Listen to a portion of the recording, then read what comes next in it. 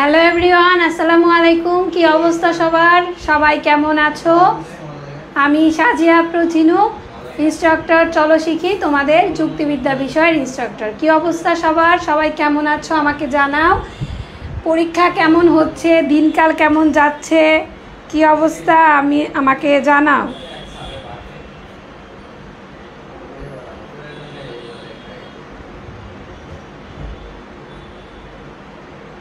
সবাই ক্লাসে জয়েন হয়ে যাও, ছটপট করে সবাই ক্লাসটাতে জয়েন হয়ে যাও।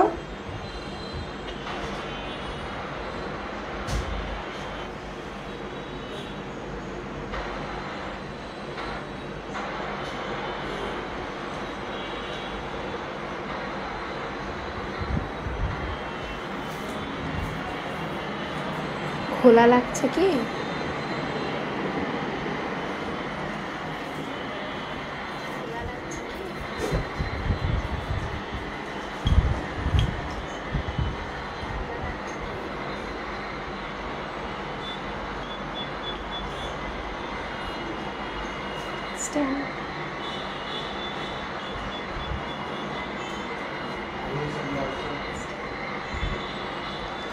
আচ্ছা, আজকে প্রথম ক্লাস করতেছি আপনার, ওয়েলকাম।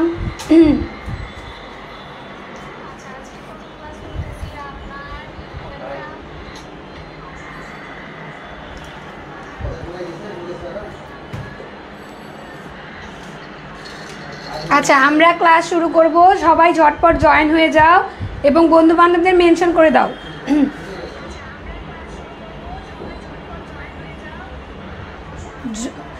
জয়েন হয়ে যাও এবং কি করবা, বাকি যে তোমার বন্ধু বান্ধব আছে ওদের একটু মেনশন করে দাও, ওরা যাতে ক্লাসটা পেয়ে যায় সহজেই।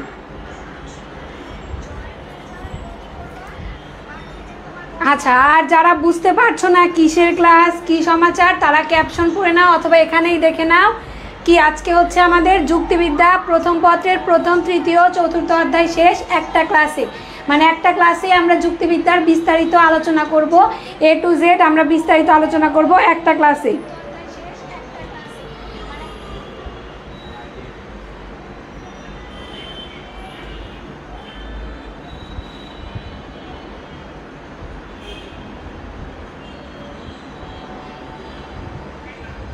আলহামদুলিল্লাহ, আমি অনেক ভালো আছি। তোমরা সবাই কেমন আছো? আমি ভালো আছি আলহামদুলিল্লাহ।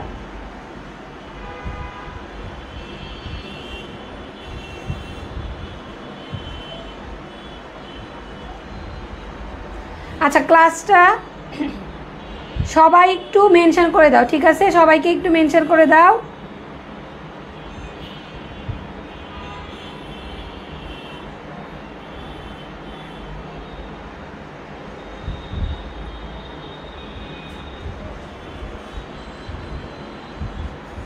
আচ্ছা, আমরা ক্লাস শুরু করব, ঠিক আছে? একটা ক্লাসে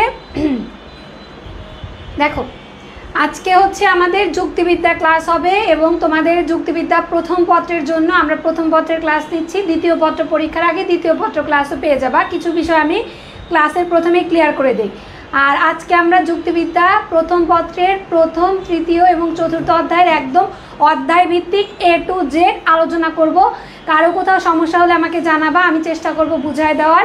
A to Z অধ্যায় ভিত্তিক ধরে ধরে আমরা আলোচনা করব আজকের ক্লাসে, ঠিক আছে? আমরা ক্লাসটা শুরু করব। ওয়ালাইকুম আসসালাম সবাইকে, ওয়ালাইকুম আসসালাম সবাইকে, ওয়ালাইকুম আসসালাম।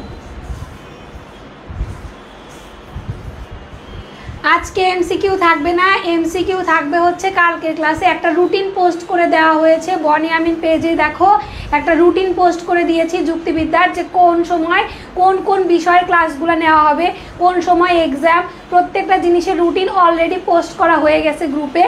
আমরা অলরেডি তোমাদের জানাই দিছি যে কোন ক্লাস কখন হবে, কোন টপিকের ওপরে।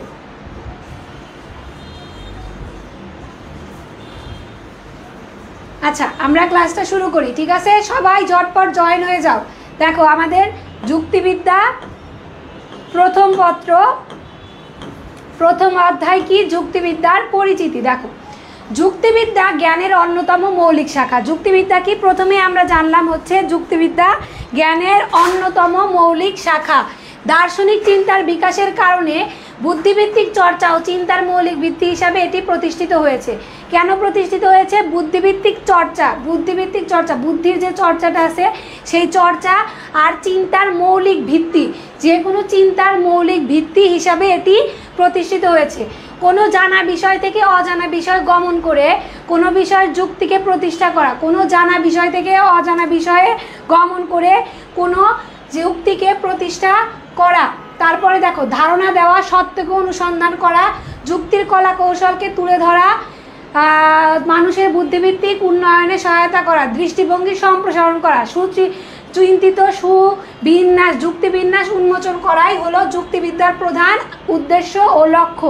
যুক্তিবিদ্যা প্রত্যক্ষ পরোক্ষভাবে মানুষকে জ্ঞান অর্জনে সাহায্য করে এবং প্রকৃত জগৎ সম্পর্কে স্পষ্ট ও পরিষ্কার ধারণা দেয়। তাহলে কি, যুক্তিবিদ্যা হচ্ছে জ্ঞানের অন্যতম মৌলিক শাখা। এটি আমাদের সুস্পষ্ট পরিষ্কার বিষয় সম্পর্কে ধারণা দেয় এবং জ্ঞানের বিষয় সম্পর্কে আমাদের কি জ্ঞানের দ্বার উন্মোচন করে। এটাই হচ্ছে মোটামুটি আমাদের প্রথম বেসিক আলোচনা।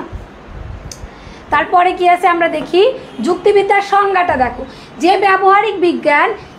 ব্যবহারিক বিজ্ঞান ভ্রান্তিকে পরিহার করে সত্যকে অর্জন করার উদ্দেশ্যে যুক্তি পদ্ধতি এবং এর সহায়ক প্রক্রিয়াগুলোকে নিয়ন্ত্রণ করে তাকে যুক্তিবিদ্যা বলা হয়। যুক্তিবিদ্যার অনেক সংজ্ঞা আছে, অনেক রকমের সংজ্ঞা আছে। আমি যতবার ক্লাস নিয়েছি প্রত্যেকটা ক্লাসে আমি বলেছি যে সবচেয়ে উন্নত মানের সংজ্ঞা হচ্ছে এইটা। যাদের যাদের এটা মুখস্থ আছে খুবই ভালো, যাদের একদিনের মধ্যে মুখস্থ করা পসিবল তারা মুখস্থ করে ফেলো, এবং যাদের পক্ষে সম্ভব না তারা যেটা জানো সেটাই বলো। তবে যুক্তিবিদ্যার সবচেয়ে উন্নত মানের সংজ্ঞা হচ্ছে এটা। সেটা কি, যে ব্যবহারিক বিজ্ঞান ভ্রান্তি মানে কি, এই যে তোমার কনফিউশন, মোট কথা কনফিউশন। তাহলে যে ব্যবহারিক বিজ্ঞান ভ্রান্তিকে পরিহার করে সত্যকে অর্জন করার উদ্দেশ্যে যুক্তি পদ্ধতি এবং যুক্তি পদ্ধতির যে সহায়ক প্রক্রিয়াগুলো আছে সেইগুলোকে নিয়ন্ত্রণ করে তাকেই মূলত যুক্তিবিদ্যা বলা হয়।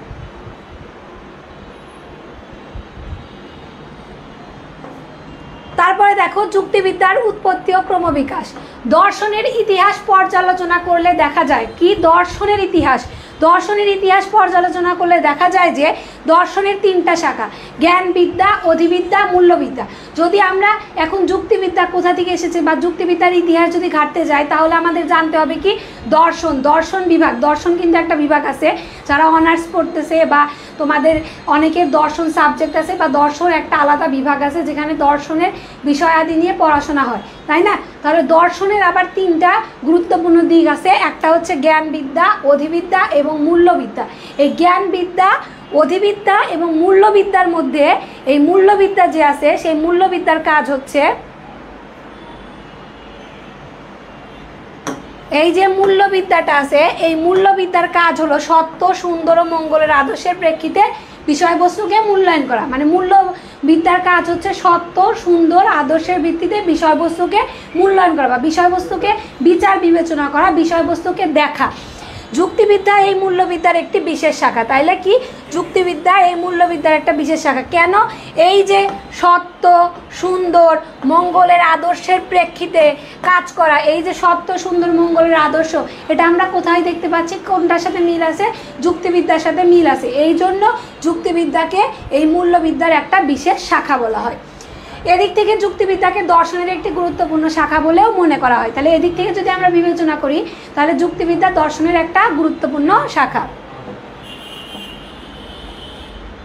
যুক্তিবিদ্যার উৎপত্তি ও ক্রমবিকাশ দেখো। যুক্তিবিদ্যার সূত্রপাত ঘটে একটি যুক্তিবাক্যের সাথে আরেকটি যুক্তিবাক্যের সম্পর্ক বিশ্লেষণে। তাহলে যুক্তিবিদ্যার সূত্রপাত কিভাবে ঘটে?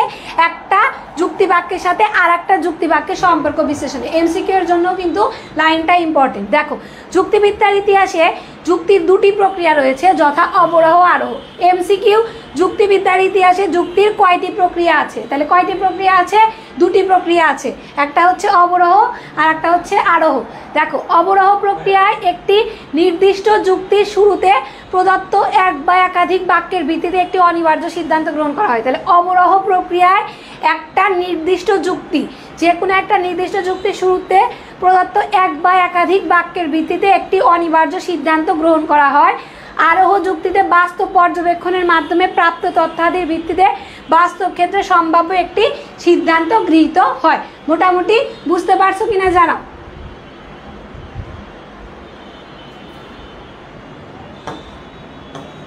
যুক্তিবিদ্যার উৎপত্তি এবং ক্রমবিকাশের পরের ধাপটা দেখো।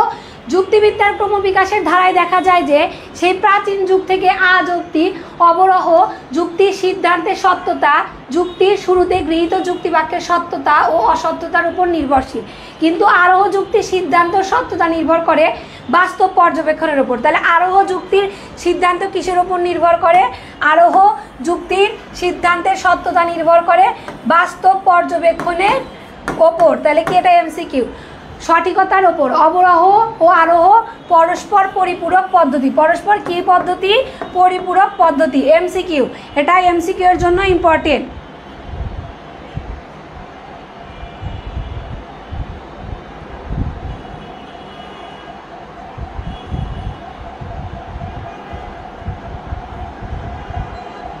আচ্ছা, আমরা মোটামুটি একটু চেষ্টা করি ক্লাসটা শেয়ার করে দেওয়ার। আমরা ক্লাসটা একটু শেয়ার করে দেই, সবাই ক্লাসটা একটু শেয়ার করে দেই।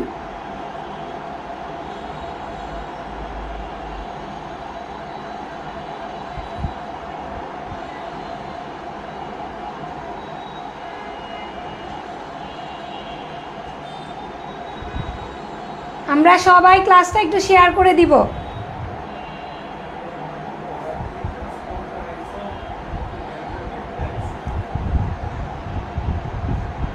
সবাই একটু ক্লাসটা শেয়ার করে দেই, ঝটপট 1 মিনিট টাইম নেই, নিজের টাইম লাইন হোক বা কোনো গ্রুপ হোক, আমরা সবাই একটু ক্লাসটা শেয়ার করে দিব।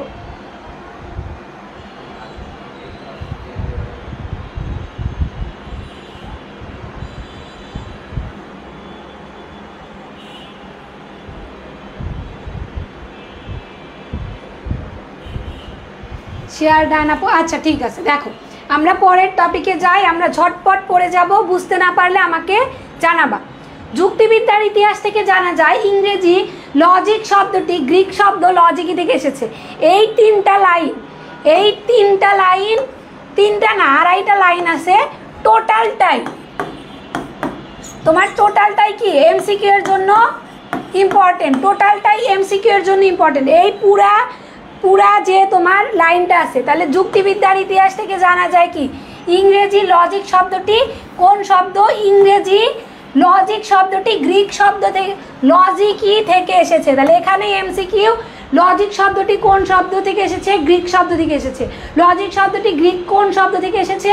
লজিক শব্দটি গ্রিক লজিকি থেকে এসেছে। দুইটা এমসিকিউ চলে গেল।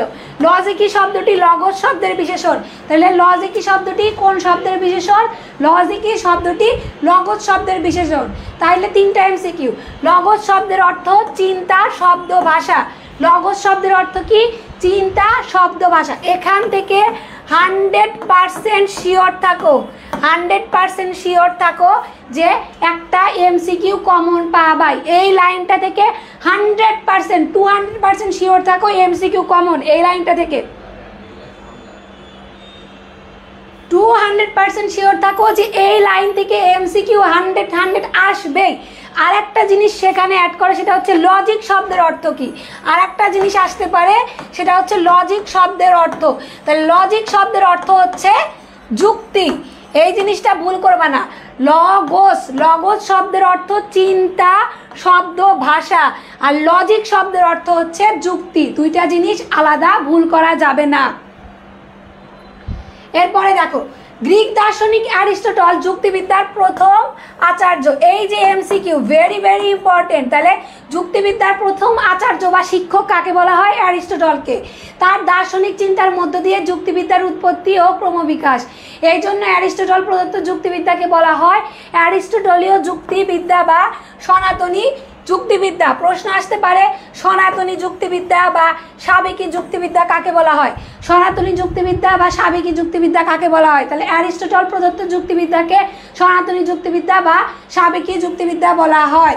এই যুক্তিবিদ্যার আর এক নাম অবরোহ যুক্তিবিদ্যা। তাহলে সাবেকি যুক্তিবিদ্যার আর এক নাম অবরোহ যুক্তিবিদ্যা। তাহলে অবরোহ যুক্তিবিদ্যা আর এক নাম সাবেকি বা সনাতনী। ঠিক আছে, সনাতনী, সাবেকি বা অবরোহ, এই তিনটা জিনিস একই।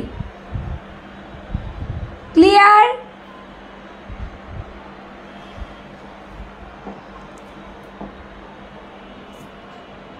দেখো পূর্বে ধারণা করা হতো অবরাহ আরোহ ব্যতীত যুক্তির আর কোনো পদ্ধতি নেই, কিন্তু 19 শতকের মধ্যভাগ থেকে দার্শনিক জর্জ বুল যুক্তির ক্ষেত্রে আঙ্কিক ও প্রতীকী পদ্ধতি প্রয়োগ শুরু করেন। পরবর্তীকালে বার্ট্রান্ড রাসেল ও হোয়াইট হেড এই পদ্ধতিকে অধিকতর ব্যাপক হারে ব্যবহার করার চেষ্টা করেছেন। তাহলে কে? তোমার বার্ট্রান্ড রাসেল হোয়াইট হেড এই পদ্ধতিকে অধিকতর হারে ব্যবহার করার চেষ্টা করেছেন। তাহলে তোমার কত শতক? 19 শতকের মধ্যভাগ থেকে দার্শনিক জর্জ বুল, কে? জর্জ বুল কত শতক? 19 শতক ক্ষেত্রে আঙ্কিক ও প্রতীকী পদ্ধতি ব্যবহার করা শুরু করেন। এগুলা কিন্তু এমসিকিউ এর জন্য ইম্পর্টেন্ট, মার্ক করে দিচ্ছি, এগুলা এমসিকিউ এর জন্য ইম্পর্টেন্ট। পরবর্তীকালে বার্ট্রান্ড রাসেল ও হোয়াইট হেড এই পদ্ধতিকে কি করেন? অধিক হারে আরও তোমার কি করেন? বৃদ্ধি করার চেষ্টা করেন। যুক্তির এই আধুনিক বিকাশকে আঙ্কিক যুক্তি, প্রতীকী যুক্তি বা যুক্তির বীজগণিত বলে আখ্যায়িত করা হয়। আঙ্কিক যুক্তি জটিল বলে মনে হলেও সাধারণীকরণের ক্ষেত্রে যে গভীর তাৎপর্য রয়েছে তা নিচের উদাহরণ থেকে বোঝা যায়।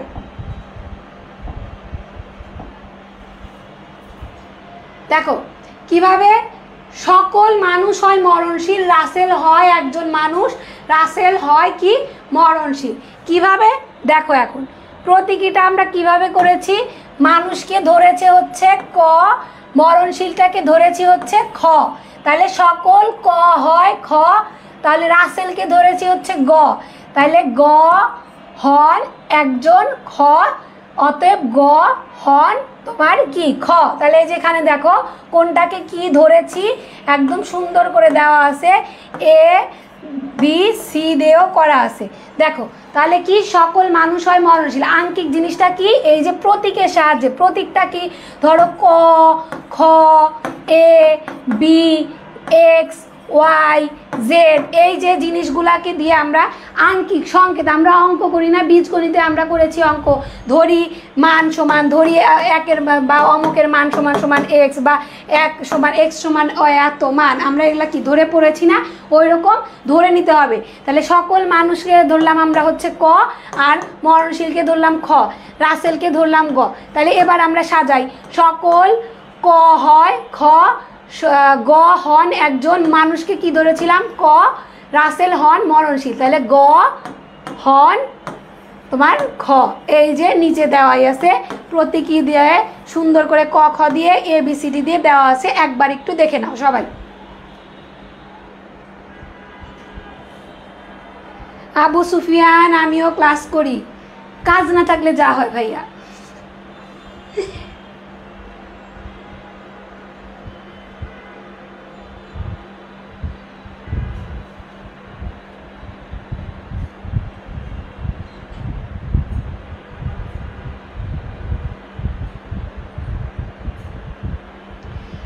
আচ্ছা তাহলে কি? সকল মানুষ হয় মরণশীল, মানুষকে ক ধরো, খ ধরো, গ ধরো, ঘ ধরো, এ বি সি ডি ধরো, অথবা এক্স ওয়াই জেড ধরো, যেটাই ধরো।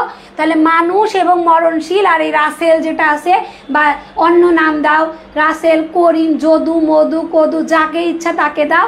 উদ্দেশ্য এবং বিধেয়ককে আমরা হচ্ছে কি করব? একটা সংকেতে বা আঙ্কিকের সাহায্যে বা একটা যে কোনো জিনিস ধরে নিয়ে আমরা কি করব? প্রতীকের সাহায্যে প্রকাশ করব। এবার দেখো যুক্তিবিদ্যার ধারণা। যুক্তিবিদ্যা হলো ভাষায় ব্যক্ত চিন্তা সম্পর্কিত বিজ্ঞান। যুক্তিবিদ্যা কি? এখানে এমসিকিউ। যুক্তিবিদ্যা কি? ভাষায় ব্যক্ত করা, ব্যক্ত মানে প্রকাশ করা, ব্যক্ত মানে প্রকাশ করা। তাহলে যুক্তিবিদ্যা হলো ভাষায় ব্যক্ত চিন্তা সম্পর্কিত বিজ্ঞান। যুক্তিবিদ্যা ভাষায় প্রকাশিত চিন্তা সম্পর্কে সুসংহত যুক্তিসম্মত আলোচনা করে। যে কোনো সমস্যার সমাধানের প্রচেষ্টায় বুদ্ধি সম্পূর্ণ মানুষের হাতিয়ার বিচার বুদ্ধিমূলক চিন্তা। তাহলে কি? যে কোনো সমস্যার সমাধান করার জন্য একটা মানুষের হাতিয়ার হচ্ছে বিচার বুদ্ধিমূলক চিন্তা ভাবনা করা। এই যে বিচার বুদ্ধিমূলক চিন্তা ভাবনা করা, সেটা কই থেকে আছে? দেখো, চিন্তা হলো জ্ঞানের উপায়। তাহলে চিন্তা কি? চিন্তা হলো জ্ঞানের উপায়। তাহলে ধরো একটা যে কোনো সমস্যা হয়েছে, আমার একটা সমস্যা হয়েছে, এই সমস্যাটা সমাধান করার জন্য আমি কি করব? আমি চিন্তা করব। তাহলে একটা সুস্থ স্বাভাবিক মানুষের সবচেয়ে বড় হাতিয়ার কি? এই যে চিন্তা শক্তি করা, বিচার বুদ্ধিমূলক চিন্তা করাই হচ্ছে একটা সুস্থ স্বাভাবিক মানুষের সবচেয়ে বড় হাতিয়ার। তাহলে যে কোনো সমস্যা সমাধানের জন্য একটা মানুষ কি করবে? বিচার বুদ্ধিমূলক চিন্তা ভাবনা করবে। আর চিন্তাই হচ্ছে জ্ঞানের মূল উৎস। আমরা সর্বদা জ্ঞান লাভের জন্য চিন্তা করি। আমরা কি করি? যুক্তিবিদ্যার ভাষায় আমরা সর্বদা জ্ঞান লাভের জন্য চিন্তা করি। আমরা সর্বদা জ্ঞান লাভের জন্য চিন্তা করি। সেই চিন্তা বিশৃঙ্খল হলে আমাদের জ্ঞান লাভ সম্ভব হয় না। তাহলে কি করতেছি? আমরা জ্ঞান লাভের জন্য চিন্তা করতেছি, সেই চিন্তাটা যদি বিশৃঙ্খল বা এলোমেলো হয় তাহলে কি আমাদের জ্ঞান লাভ করা সম্ভব? অবশ্যই না। বিশৃঙ্খলা থেকে আমরা কোনোভাবেই জ্ঞান লাভ করতে পারবো না। চিন্তাকে হতে হয় কি? সুসংহত বা নিয়মূলক হতে হয়, মানে নিয়ম কানুন মেনে সুসংহতভাবে হতে হয় চিন্তা।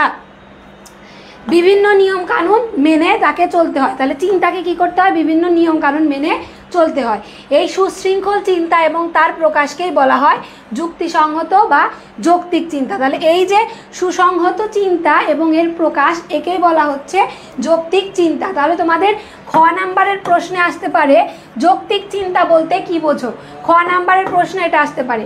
কাজেই যুক্তিবিদ্যার প্রধান বিষয়বস্তু হচ্ছে যৌক্তিক চিন্তা, এমসিকিউ। তাহলে যুক্তিবিদ্যার প্রধান বিষয় কি? যুক্তিবিদ্যার প্রধান বিষয় হচ্ছে যৌক্তিক চিন্তা এবং ভাষায় তার প্রকাশ। সংক্ষেপে বলা যায় যুক্তিবিদ্যা হচ্ছে যুক্তির বিজ্ঞান। তাহলে সংক্ষেপে বলা যায় কি?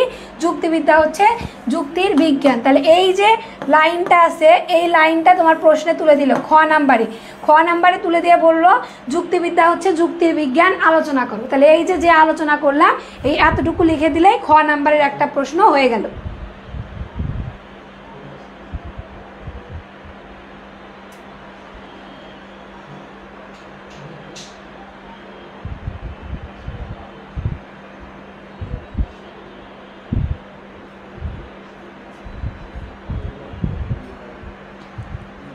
সাদিয়া স্নিগ্ধা অনেক ভালো করে বুঝতে পারছি আপু, থ্যাংক ইউ সো মাচ।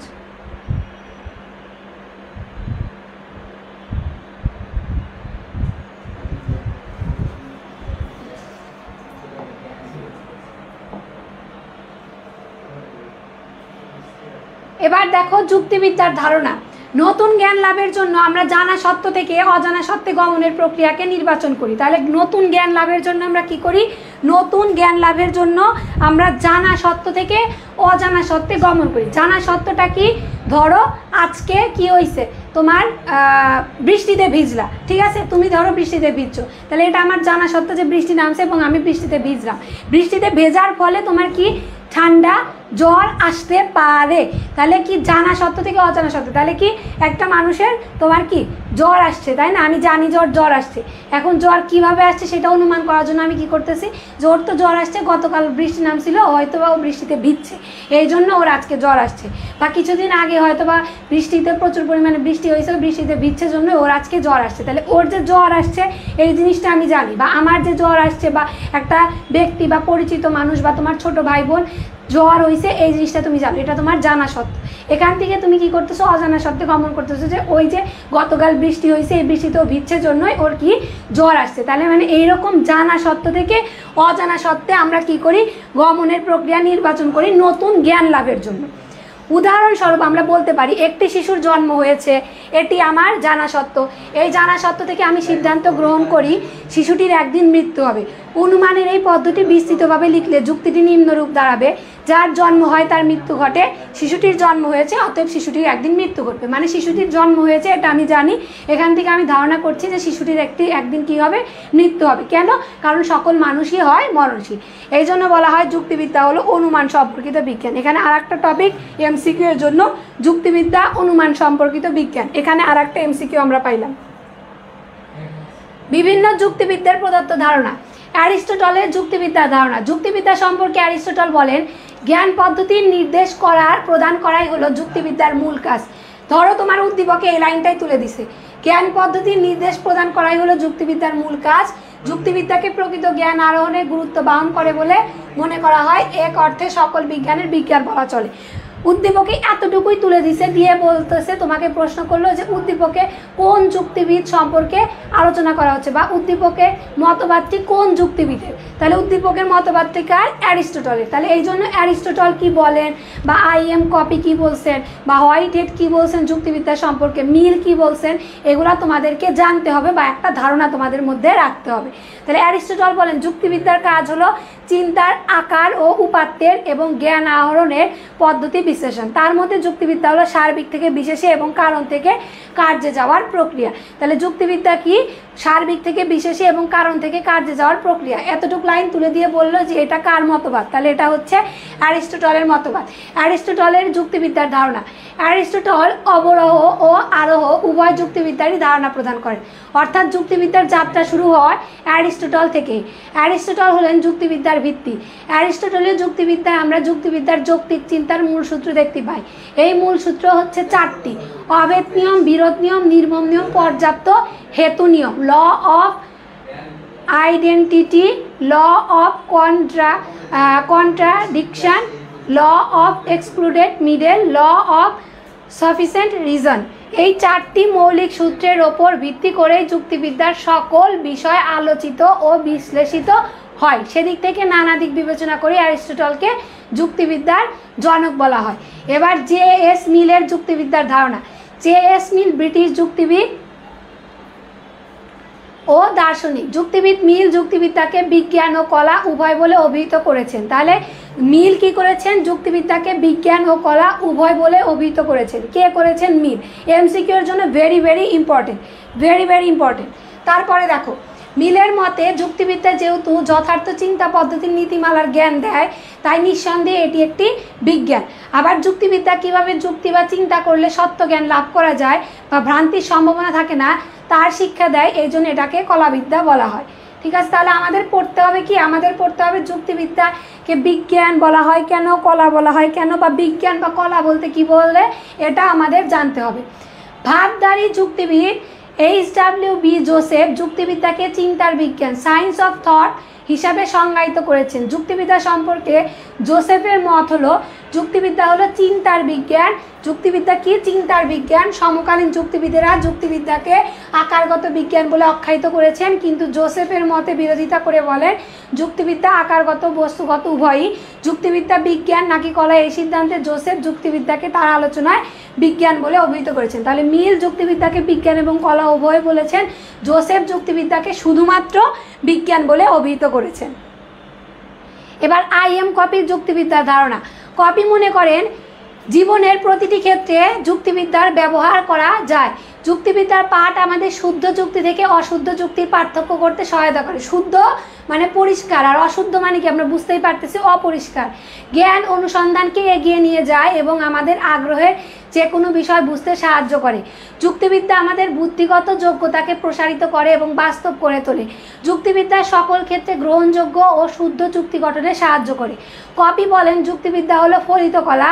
ফলিত কলা যেমন মানুষের মনকে আকর্ষণ করে, বুদ্ধিবৃত্তিকে নাড়া দেয় ও তাড়িত করে, তেমনি যুক্তিবিদ্যার আদর্শ ও যুক্তি কৌশলের নান্দনিক দিক নিপুণতা মানুষের মনকে স্পর্শ করে এবং ছুঁয়ে যায়। ধরো এটাই উদ্দীপকে তুলে দিছে এবং তোমাকে বললো যে উদ্দীপকে কার মতবাদ সম্পর্কে বলা হচ্ছে, তাহলে কি এই জিনিসটা সম্পর্কে তোমাদের একটা ধারণা থাকতে হবে যে I.M. কপি বা জোসেফ বা অ্যারিস্টটল যুক্তিবিদ্যা সম্পর্কে কি বলেছিলেন।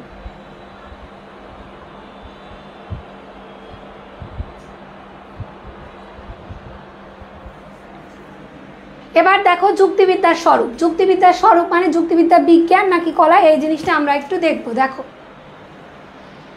বিষয়বস্তু আলোচনা করার পদ্ধতির ভিত্তিতে বিজ্ঞান দুই প্রকার: বিষয়নিষ্ঠ বিজ্ঞান, আদর্শনিষ্ঠ বিজ্ঞান। যুক্তিবিদ্যার স্বরূপের আলোচনা বিশ্লেষণ থেকে দেখা যায় যে বিজ্ঞান কোনো আদর্শের নির্দেশ না করে প্রকৃতির ঘটনাবলীকে আলোচনা করে বা বর্ণনা করে তাকে বর্ণনামূলক বা বস্তুনিষ্ঠ বিজ্ঞান বলে। মনোবিজ্ঞান ও অন্যান্য প্রাকৃতিক বিজ্ঞান হলো বস্তুনিষ্ঠ বিজ্ঞান। অন্যদিকে যে বিজ্ঞান আদর্শের আলোকে কোনো বিষয় বা ঘটনা আসলে কীরকম হওয়া উচিত তা নিয়ে আলোচনা করে তাকে আদর্শনিষ্ঠ বিজ্ঞান বলে। সেদিক থেকে যুক্তিবিদ্যা ও নীতিবিদ্যা হলো আদর্শনিষ্ঠ বিজ্ঞান। তাহলে কেন যুক্তিবিদ্যা আদর্শনিষ্ঠ বিজ্ঞান? কারণ একটা ঘটনা কীরকম হওয়া উচিত, কি হবে বা কিভাবে আলোচনা করা যায় সেটা নিয়ে আলোচনা করে, এই জন্য একে আদর্শনিষ্ঠ বা আদর্শমূলক বিজ্ঞান বলা হয়। ঠিক আছে, এবার যুক্তিবিদ্যার স্বরূপটাতে আমরা বিজ্ঞান ও কলা দেখো। কলা কাকে বলে? কলাবিদ্যা হলো এমন একটি জ্ঞান শাখা যা কোনো উদ্দেশ্য সাধনের জন্য আমাদের জ্ঞানকে বাস্তব ক্ষেত্রে সঠিকভাবে ব্যবহার বা প্রয়োগ করার বা কাজে লাগানোর নীতি শিক্ষা দেয়। মানে তোমার যে কোনো একটা দক্ষতা আছে, সেই দক্ষতা বাস্তব জীবনে প্রয়োগ করার যে কৌশলটা সেটাকেই কলাবিদ্যা বলা হয়। কলাবিদ্যা হচ্ছে মূলত প্র্যাকটিক্যাল যে বিষয়টা ওটাকে কলাবিদ্যা বলা হয়। প্র্যাকটিক্যাল কি, যেমন কি তোমার অনেক ভালো আর্ট করার ক্ষমতা আছে, তুমি আর্ট করতেছো, এই যে তুমি বাস্তব ক্ষেত্রে আর্টটা করতেছো, প্রয়োগ করতেছো, চিত্র অঙ্কন করতেছো, এই যে তুমি করতেছো কাজটা, সেটাই হচ্ছে কলাবিদ্যা। মোট কথা কলা কৌশল কাজ করার দক্ষতা, পারদর্শিতা, বাস্তব জীবনে প্রয়োগ করার বিষয়টাকেই কলাবিদ্যা বলা হয়। অর্থাৎ অর্জিত জ্ঞানের দক্ষতা বা প্রায়োগিক কুশলতাই হলো কলাবিদ্যা। প্রথমত কলাবিদ্যা বলতে বোঝায় কর্ম সম্পাদনের কৌশল, মানে কাজ সম্পূর্ণ করার কৌশল।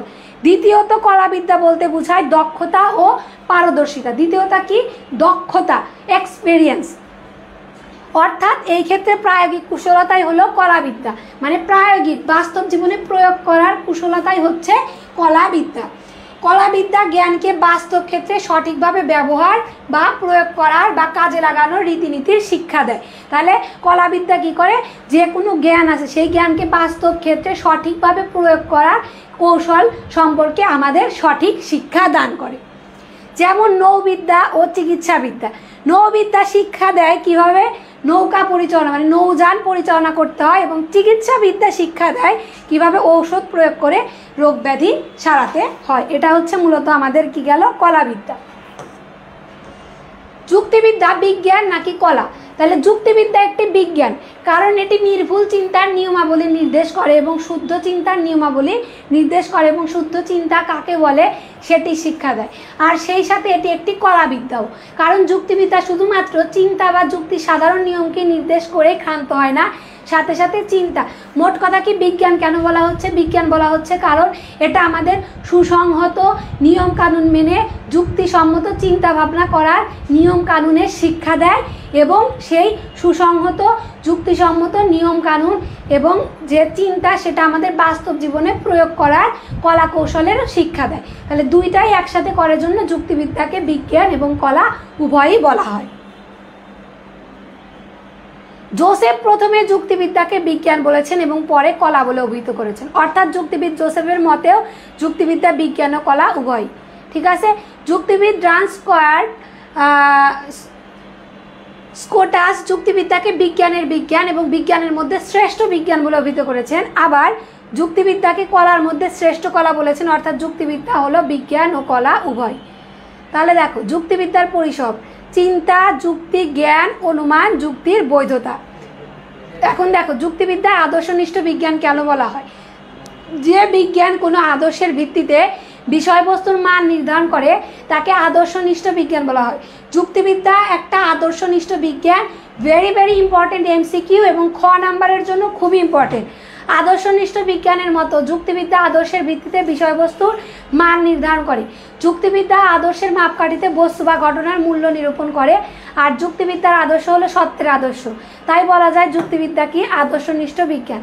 এখন দেখো স্পেশাল সাজেশন তোমাদের 100% কমন ক খ প্রশ্ন। দেখো প্রথম প্রশ্ন, এই অধ্যায় থেকে কি কি প্রশ্ন আসতে পারে এবং তোমাদের কমন প্রশ্ন দেখো। যুক্তিবিদ্যা কাকে বলে? লজিক শব্দের অর্থ কি? অবরোহ অনুমান কাকে বলে? আরোহ অনুমান কাকে বলে? যুক্তিবিদ্যা কোন ধরনের বিজ্ঞান? যুক্তিবিদ্যা আদর্শনিষ্ঠ বিজ্ঞান। যুক্তিবিদ্যাকে সকল বিজ্ঞানের বিজ্ঞান বলা হয় কেন? কারণ যুক্তিবিদ্যা আমাদের কি যৌক্তিক চিন্তা ভাবনা সম্পর্কে আমাদের জ্ঞান প্রদর্শন করে, আমাদের কি জ্ঞানের শিক্ষা দেয়। সত্য, সুন্দর, মঙ্গলের আদর্শে যুক্তিবিদ্যা সবসময় আমাদের শিক্ষা দেয় কিভাবে সত্যকে অর্জন করতে হয়, বাস্তব ঘটনা পর্যবেক্ষণ করে সিদ্ধান্ত গ্রহণ করতে হয়। এই সমস্ত কারণে যুক্তিবিদ্যাকে বিজ্ঞান বলা হয়। যুক্তিবিদ্যাকে বিজ্ঞান বলা হয় এবং যে বিজ্ঞান আছে সেই বিজ্ঞানও কি করে? যুক্তিবিদ্যা আদর্শে অনুপ্রাণিত হয়। এই জন্য কি যুক্তিবিদ্যাকে সকল বিজ্ঞানের বিজ্ঞান বলা হয়। যুক্তিবিদ্যা একটা চিন্তার বিজ্ঞান, বুঝিয়ে লেখো। যুক্তিবিদ্যাকে কেন আদর্শনিষ্ঠ বিজ্ঞান বলা হয়? তারপরে দেখো চিন্তা যুক্তিবিদ্যার আলোচ্য বিষয় কেন? যুক্তিবিদ্যাকে বিজ্ঞান বলা হয় কেন? যুক্তিবিদ্যার ধারণা ব্যাখ্যা করো। যুক্তিবিদ্যার জনককে? যুক্তিবিদ্যার আদর্শ কি? প্রধান আলোচ্য বিষয় কি? যুক্তিবিদ্যাকে বিজ্ঞান বলা হয় কেন? কলা বলা হয় কেন? যুক্তিবিদ্যা বিজ্ঞান নাকি কলা উভয়? কেন উভয় বলা হয়? এই কয়েকটা প্রশ্ন এই অধ্যায় থেকে পড়লে মোটামুটি এই অধ্যায় ক্লিয়ার। আচ্ছা, আর কোথাও কোনো প্রবলেম আছে আমাকে জানাও। এই অধ্যায় আমাদের মোটামুটি শেষ। এখন আমাকে জানাও কে কতটুকু বুঝতে পারলা বা কী সমাচার আমাকে একটু জানাও।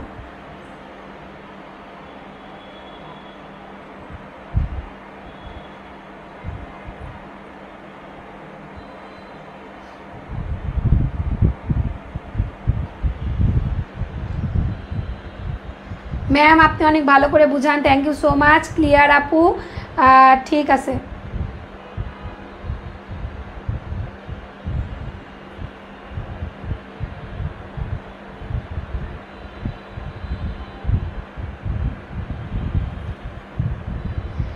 আবু সুফিয়ান আপনি বুঝালে আমি 100%-এর থেকেও বেশি বুঝতে পারি।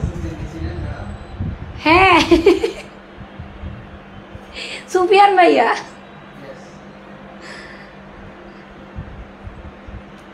আপনার ক্লাসও আমি অনেক ভালো বুঝতে পারি। আমি বাংলায় পড়েও বাংলা এত ভালো বুঝতে পারি না যত ভালো আপনার ক্লাস করে বুঝতে পারি।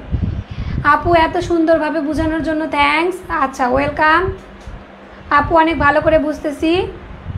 ম্যাম আবার একটু রিভাইজ দিবেন? না, রিভাইজ তুমি দিও, আমি পড়াইয়া দিছি, সমস্ত কিছু বুঝাইয়া দিছি, তুমি রিভাইজ দিবা। ক্লিয়ার আপু, ক্লিয়ার আপু। আচ্ছা থ্যাংক ইউ আপু, খুব ভালো লাগছে ক্লাস, বুঝতে পারছি। ঠিক আছে, আচ্ছা তাহলে আমরা পরের অধ্যায়ে চলে যাই। প্রথম অধ্যায় মোটামুটি আমাদের এতটুকুই ছিল এবং এই অধ্যায় থেকে আমি তোমাদের বেশ কিছু প্রশ্ন দিছি। এই প্রশ্ন কয়েকটা পড়লে মোটামুটি তোমরা এই অধ্যায় থেকে আর কোনো প্রবলেম ফেস করবা না।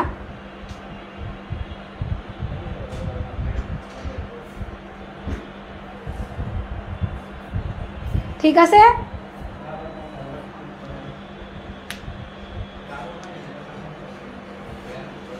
মোটামুটি এই প্রশ্নগুলা তোমরা পড়ে নাও, উত্তরগুলা দিলে ভালো হতো। এগুলো আমাদের খুঁজে বের করতে হবে, তোমরা খুঁজে বের করবে না, কি করবা ভাই? তোমাদের কাজ কি? এই বই আছে, প্রশ্ন আছে, দিয়ে দিচ্ছি, উত্তরও আবার দিয়ে দিতে হবে। কবে না বলবা আপু আপনার আমার খাতায় একটু লিখে দিয়ে আসেন, এত ভালো তো ভালো না। দেখো তৃতীয় অধ্যায় যুক্তির উপাদান, মোস্ট ইম্পর্টেন্ট অধ্যায় এবং যুক্তিবিদ্যার মধ্যে এই অধ্যায়টা না পড়লে কোনো অধ্যায় বোঝার কোনো পসিবিলিটি নাই। যুক্তিবিদ্যা তৃতীয় অধ্যায়টাই হচ্ছে মেইন অধ্যায়, তৃতীয় অধ্যায়টাই হচ্ছে যুক্তিবিদ্যার মেইন অধ্যায়। ঠিক আছে, দেখো আমাদের মনের চিন্তা ভাষায় প্রকাশিত হয়ে যুক্তির আকার ধারণ করে। ভাষায় প্রকাশিত একটি যুক্তির বিভিন্ন অংশকে যুক্তির উপাদান বলে। যুক্তির উপাদানগুলো হলো, দেখো, পদ, বাক্য বা বচন, উদ্দেশ্য পদ, বিধেয় পদ, সংযোজক, প্রধান পদ বা সাধ্য পদ, অপ্রধান পদ বা পক্ষপদ, মধ্যপদ বা হেতুপদ, আশ্রয় বাক্য, প্রধান আশ্রয় বাক্য, অপ্রধান আশ্রয় বাক্য, সিদ্ধান্ত। মোট 12টা পদ আছে, হচ্ছে 12টা উপাদান আছে কোথায়? যুক্তি। তাহলে যুক্তির উপাদান কয়টা? মোট 12টা। কি কি দেখে নাও, প্রয়োজনে স্ক্রিনশট দিয়ে নাও, পিডিএফ কাউকে দেওয়া হবে না, প্রয়োজনে স্ক্রিনশট দিয়ে নাও এবং দেখে নাও। তাহলে যুক্তির উপাদান কি? যুক্তির উপাদান হচ্ছে মোট 12টা। পদ, বাক্য, বচন, উদ্দেশ্য পদ, বিধেয় পদ, সংযোজক। তাহলে এখানে আমরা পদ, বাক্য, বচন নিয়ে আলোচনা করব, উদ্দেশ্য, বিধি এবং সংযোজক নিয়ে আমরা এই অধ্যায়ে মোটামুটি আলোচনা করব। এবার পদ ও বাক্য দেখো, পদ ও বাক্য মোটামুটি বাংলা ব্যাকরণে তোমরা সবাই বুঝতে পারছো, পড়ছো, বাংলা ব্যাকরণে যা এখানেও তাই। দেখো কোনো বাক্য যুক্তি বাক্য হতে হলে তাকে 3টা শর্ত মেনে নিতে হয়। উদ্দেশ্য পদ, সংযোজক পদ, বিধেয় পদ থাকতে হয়। মানে যে কোনো বাক্যকে যুক্তি বাক্য হতে হলে তোমার 3টা শর্ত থাকতে হবে, উদ্দেশ্য পদ, বিধেয় পদ, সংযোজক পদ। একটি যুক্তি বাক্যের কয়টা অংশ থাকে? 3টা অংশ থাকে, উদ্দেশ্য পদ, সংযোজক পদ, বিধেয় পদ। মানে ধরো উদ্দেশ্য পদ আছে, ঠিক আছে, ধরো উদ্দেশ্য পদ আছে, বিধেয় পদ আছে, সংযোজক নাই, তাহলে এটাকে যুক্তি বাক্য বলা চলে না, তাহলে এটাকে যুক্তি বাক্য বলা চলে না। তাহলে কি আছে? উদ্দেশ্য পদ আছে, বিধেয় পদ আছে, কিন্তু সংযোজক নাই, কিন্তু সংযোজক নাই, সংযোজক নাই। উদ্দেশ্য পদ আছে, বিধেয় পদ আছে, সংযোজক নাই, তাহলে সেটাকে যুক্তি বাক্য বলা চলে না, সেটাকে কোনোভাবেই যুক্তি বাক্য বলা চলে না। সেটাকে আমরা কি বলবো তাহলে? সেটাকে আমরা বলবো হচ্ছে তোমার বাক্য, সেটাকে বলবো হচ্ছে বাক্য, কিন্তু যুক্তি বাক্য বলা চলে না।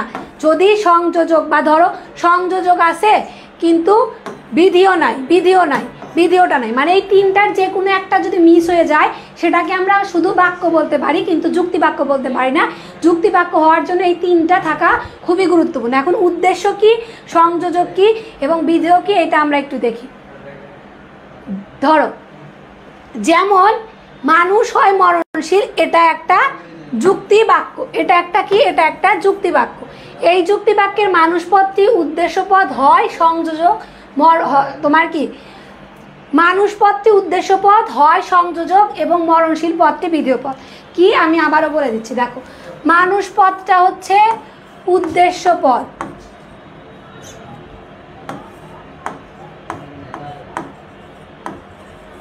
উদ্দেশ্য হয়টা সংযোজক, মরণশীলটা বিধিও। এখন তোমরা কিভাবে খুঁজে বের করবা যে একটা যুক্তি বাক্যের কোনটা উদ্দেশ্য আর কোনটা বিধিও? সংযোজক তো মাঝখানেরটা, হয় নয় গেল, মানে মাঝে যে যুক্ত করে রাখতেছে দুইটা বাক্যকে, দুইটা শব্দকে একসাথে যুক্ত করে রাখে একটা বাক্য তৈরি করতেছে, সেটাকে সংযোজক বলতেছি। এটা তো আমরা বুঝতে পারবো। তাহলে কোনটা উদ্দেশ্য এবং কোনটা বিধিও এটা কিভাবে বুঝবো? যাকে উদ্দেশ্য করে কিছু বলা হয় সেটাই উদ্দেশ্য পদ। যেমন মানুষ হয় মরণশীল, কে মরণশীল? মানুষ মরণশীল। কার কথা বলা হচ্ছে? মানুষের কথা বলা হচ্ছে। রাসেল হয় তোমার বুদ্ধিমান, রাসেল হয় বুদ্ধিমান। তাহলে কে বুদ্ধিমান? রাসেল বুদ্ধিমান। কাকে উদ্দেশ্য করে বলা হচ্ছে? রাসেলকে উদ্দেশ্য করে বলা হচ্ছে।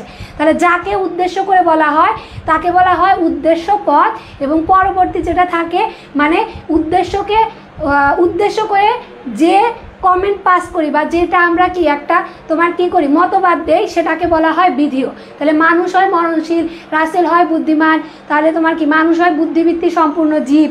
এই যে যাকে উদ্দেশ্য করে বলা হচ্ছে সেটাকে বলা হয় উদ্দেশ্য পদ, মাঝখানেরটা হচ্ছে সংযোজক এবং পরবর্তীতে যেটা থাকে সেটা হচ্ছে বিধিও। একটা যুক্তি বাক্যের এই তিনটা জিনিস থাকলেই তাকে একটা যুক্তি বাক্য বলা যায়। তিনটার যে কোনো একটা মিস হলে তাকে যুক্তি বাক্য বলা যায় না। যেমন এখানে ধরো লেখা থাকলো মানুষ মরণশীল, মানুষ মরণশীল লেখা থাকলে এটা শুধু একটা বাক্য হতো, কিন্তু যুক্তি বাক্য হতো না।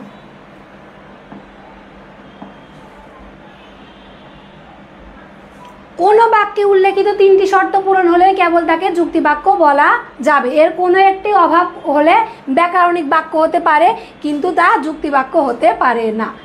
এবার দেখো পদ ও শব্দ। কোনো শব্দ বা শব্দ সমষ্টি কোনো বাক্যের উদ্দেশ্য বা বিধেয় হিসাবে ব্যবহৃত হলে তাকে পদ বলে। পক্ষান্তরে আমাদের চিন্তা, ইচ্ছা, অনুভব করার কথিত ধ্বনি বা লিখিত চিহ্নকে শব্দ বলে। তাহলে পদ কাকে বলে? এই যে একটু আগে পড়ে আসলাম, উদ্দেশ্য পদ, বিধেয় পদ, সংযোজক পদ। তাহলে কোনো শব্দ বা শব্দ সমষ্টি কোনো যুক্তি বাক্যের উদ্দেশ্য বা বিধেয় হিসাবে ব্যবহৃত হলে তাকে পদ বলা হয়। যেমন মানুষটা কি? মানুষ হচ্ছে উদ্দেশ্য পদ। তাহলে মানুষ একটা কি? শব্দ সমষ্টি, ময়াকারে মা, নরসিকারে নু, তাহলে পেট কাটা সব মানুষ। তাহলে মানুষকে কি বলা হচ্ছে? মানুষকে কয়েকটা শব্দ বা শব্দ সমষ্টি, তাই না? তাহলে একটা শব্দ সমষ্টি হচ্ছে কি? মানুষ। এই মানুষ শব্দটা একটা যুক্তি বাক্যের উদ্দেশ্য হিসাবে ব্যবহৃত হয়েছে। যেমন মানুষ হয় মরণশীল, এই মানুষটা একটা যুক্তি বাক্যের উদ্দেশ্য হিসাবে ব্যবহৃত হয়েছে। তাহলে মানুষটা কি? মানুষটা হচ্ছে উদ্দেশ্য পদ। তাহলে কোনো শব্দ বা শব্দ সমষ্টি কোনো বাক্যের উদ্দেশ্য বা বিধেয় হিসাবে ব্যবহৃত হলে তাকে পদ বলে। পক্ষান্তরে আমাদের চিন্তা, ইচ্ছা, অনুভব করার যে কথিত ধ্বনিটা আছে, মানে আমরা কোনো কিছু চিন্তা করছি, কোনো কিছু ভাবছি, এইটা যে আমরা মুখে উচ্চারণ করছি, মানে কথিত ধ্বনি বা লিখিত চিহ্নকে শব্দ বলে। শব্দকে তিন ভাগে ভাগ করা যায়: পদযোগ্য শব্দ, সহপদযোগ্য শব্দ, পদ নিরপেক্ষ বা পদ অযোগ্য শব্দ। পদযোগ্য শব্দ দেখো, যে শব্দ অন্য শব্দের সাহায্য ছাড়া বাক্যের বা বচনের উদ্দেশ্য বা বিধেয় হিসাবে ব্যবহৃত হয় তাকে পদযোগ্য শব্দ বলে। যেমন মানুষ, গরু, পাখি, সততা, সাদা ইত্যাদি। তাহলে মানুষ হয় মরণশীল, পক হয় সাদা, মানে যে শব্দ বা শব্দ সমষ্টি অন্য কোনো শব্দের সাহায্যের প্রয়োজন হয় না। মানুষ, রবীন্দ্রনাথ ঠাকুর, স্কুল, কলেজ, গাছ, পাতা, মাছ, এই যে শব্দগুলো আছে এই শব্দগুলা একটা স্বাধীনভাবে একটা যুক্তি বাক্যের উদ্দেশ্য বা বিধেয় হিসেবে ব্যবহৃত হতে পারে, জন্য একে পদযোগ্য শব্দ বলা হয়। এখন সহপদযোগ্যটা পড়লেই পদযোগ্যটা বুঝতে পারবা।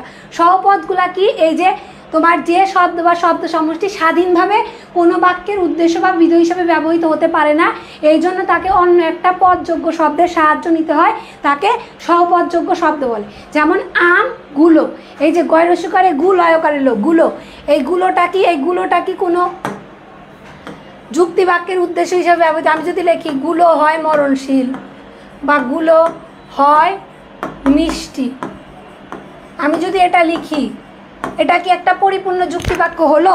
অবশ্যই হলো না। কি? কোনগুলো হয় মিষ্টি? তাহলে এই গুলো শব্দটা, এই যে টি, টা, খানা, খানি, গুলো, যে, এই শব্দগুলো হচ্ছে সহপদযোগ্য শব্দ, সহপদযোগ্য শব্দ। কেন? কারণ এইটা পরিপূর্ণ হওয়ার জন্য এর আর একটা পদের প্রয়োজন হয়। যেমন কি দেখো, একটা পরিপূর্ণ কি আম, আমগুলো হয় মিষ্টি, ঠিক আছে? তাহলে এই গুলো যদি কেটে দেই, শুধু আম লিখে রাখি, তাও কিন্তু আমার এটা একটা যুক্তিবাক্য হয়। আম হয় মিষ্টি, আম হয় মিষ্টি, বা আমটি হয় মিষ্টি, আমখানা হয় মিষ্টি, বা আমগুলো হয় মিষ্টি, আমগুলো হয় মিষ্টি। তাহলে এই যে গুলো, টি, টা, খানা, খানি, এগুলা কি সহপদযোগ্য শব্দ। সহ মানে কি সাহায্য, পদযোগ্য শব্দ। তাহলে পদযোগ্য শব্দের সাহায্যে যেটা হয় সেটাকে সহপদযোগ্য শব্দ বলে। খুবই সহজ, খুবই ইজি।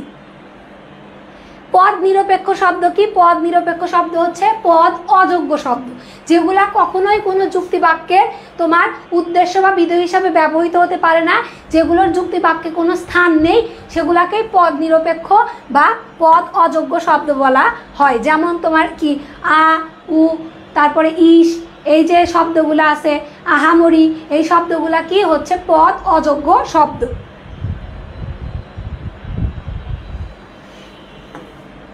পদ ও শব্দের পার্থক্য রিডিং পড়তে হবে। তোমাদের প্রত্যেকের বই আছে, পদ এবং শব্দের মধ্যে কিছু পার্থক্য আছে, এই পার্থক্যগুলো রিডিং পড়তে হবে। এবার দেখো ব্যক্তার্থ ও জাত্যার্থ।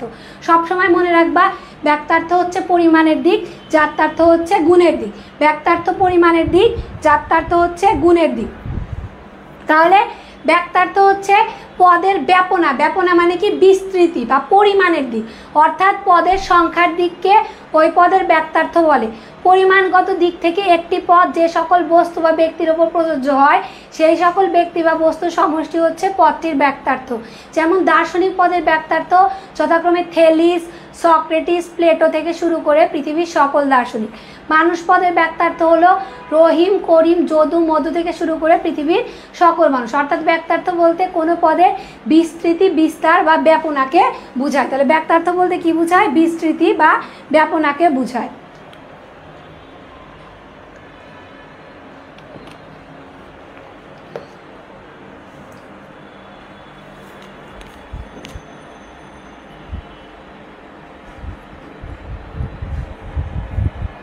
আচ্ছা, আর জাত্যার্থটা কি? জাত্যার্থটা হচ্ছে গুণের দিক। দেখো, জাত্যার্থ হচ্ছে গুণের দিক, কোনো পদের গুণের দিক। যেমন মানুষ পদের জাত্যার্থ হলো বুদ্ধিবৃত্তি এবং জীববৃত্তি। মানুষ পদের গুণ কি? বুদ্ধিবৃত্তি এবং জীববৃত্তি। মানুষ পদের গুণ হচ্ছে বুদ্ধিবৃত্তি এবং জীববৃত্তি। দার্শনিক পদের, আবার দার্শনিক পদের জাত্যার্থ কি? দার্শনিক পদের জাত্যার্থ হলো জীববৃত্তি, বুদ্ধিবৃত্তি এবং কি জ্ঞান অনুরাগ। ব্যক্তার্থ ও জাত্যার্থ সম্বন্ধ বা হ্রাসবৃদ্ধির নিয়ম খুবই ইম্পর্টেন্ট। দেখো, পদের ব্যক্তার্থ বা জাত্যার্থর মধ্যকার সমৃদ্ধি অত্যন্ত গভীর ও ঘনিষ্ঠ। ব্যক্তার্থ, জাত্যার্থ একে অন্যের ওপর নির্ভরশীল। পদের ব্যক্তার্থ জাত্যার্থের সম্পর্ককে যুক্তিবিদরা ব্যক্তার্থ জাত্যার্থের হ্রাসবৃদ্ধির নিয়ম বলে আখ্যায়িত করেছে। ব্যক্তার্থ জাত্যার্থের সম্পর্ক বা হ্রাসবৃদ্ধির নিয়মটাকে নিচে দেখানো হলো। যদি কোনো পদের জাত্যার্থ বাড়ে তাহলে ব্যক্তার্থ কমে যায়, যদি কোনো পদের ব্যক্তার্থ বাড়ে তাহলে জাত্যার্থ কমে যায়। যদি কোনো পদের জাত্যার্থ কমে তাহলে তার ব্যক্তার্থ বাড়ে, যদি কোনো পদের জাত্যার্থ বাড়ে তাহলে তার ব্যক্তার্থ কমে। মানে একটা কমলে একটা বাড়বে। কিভাবে? দেখো, ধরো মানুষ,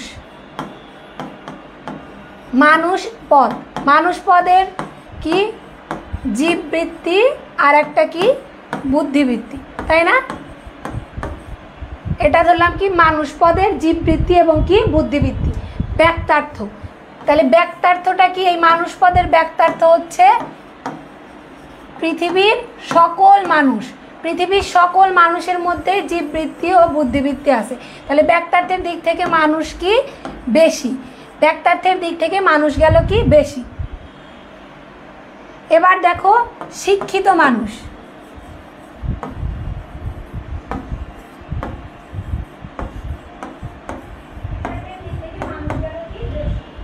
বা ধরো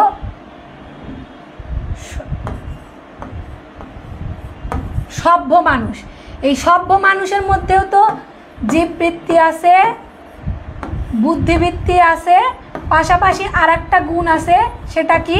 সেটা হচ্ছে এই যে সভ্যতা। পৃথিবীর সব মানুষ কি সভ্য? পৃথিবীর সব মানুষই তো সভ্য না, অনেকে আছে কি অসভ্য। পৃথিবীর সব মানুষই কিন্তু সভ্য না, অনেকে আছে কি অসভ্য, তাই না? তাহলে মানুষ পদের ব্যক্তার্থ বেশি, কারণ পৃথিবীর সকল মানুষের কথা এখানে বলা হচ্ছে। আর এখানে আমরা গুণ পাইছি কয়টা? দুইটি গুণ পাইছি, দুইটি, ব্যক্তার্থ বেশি, গুণ কি কম। এখানে বলা হচ্ছে সভ্য মানুষ। সভ্য মানুষ মানে কি?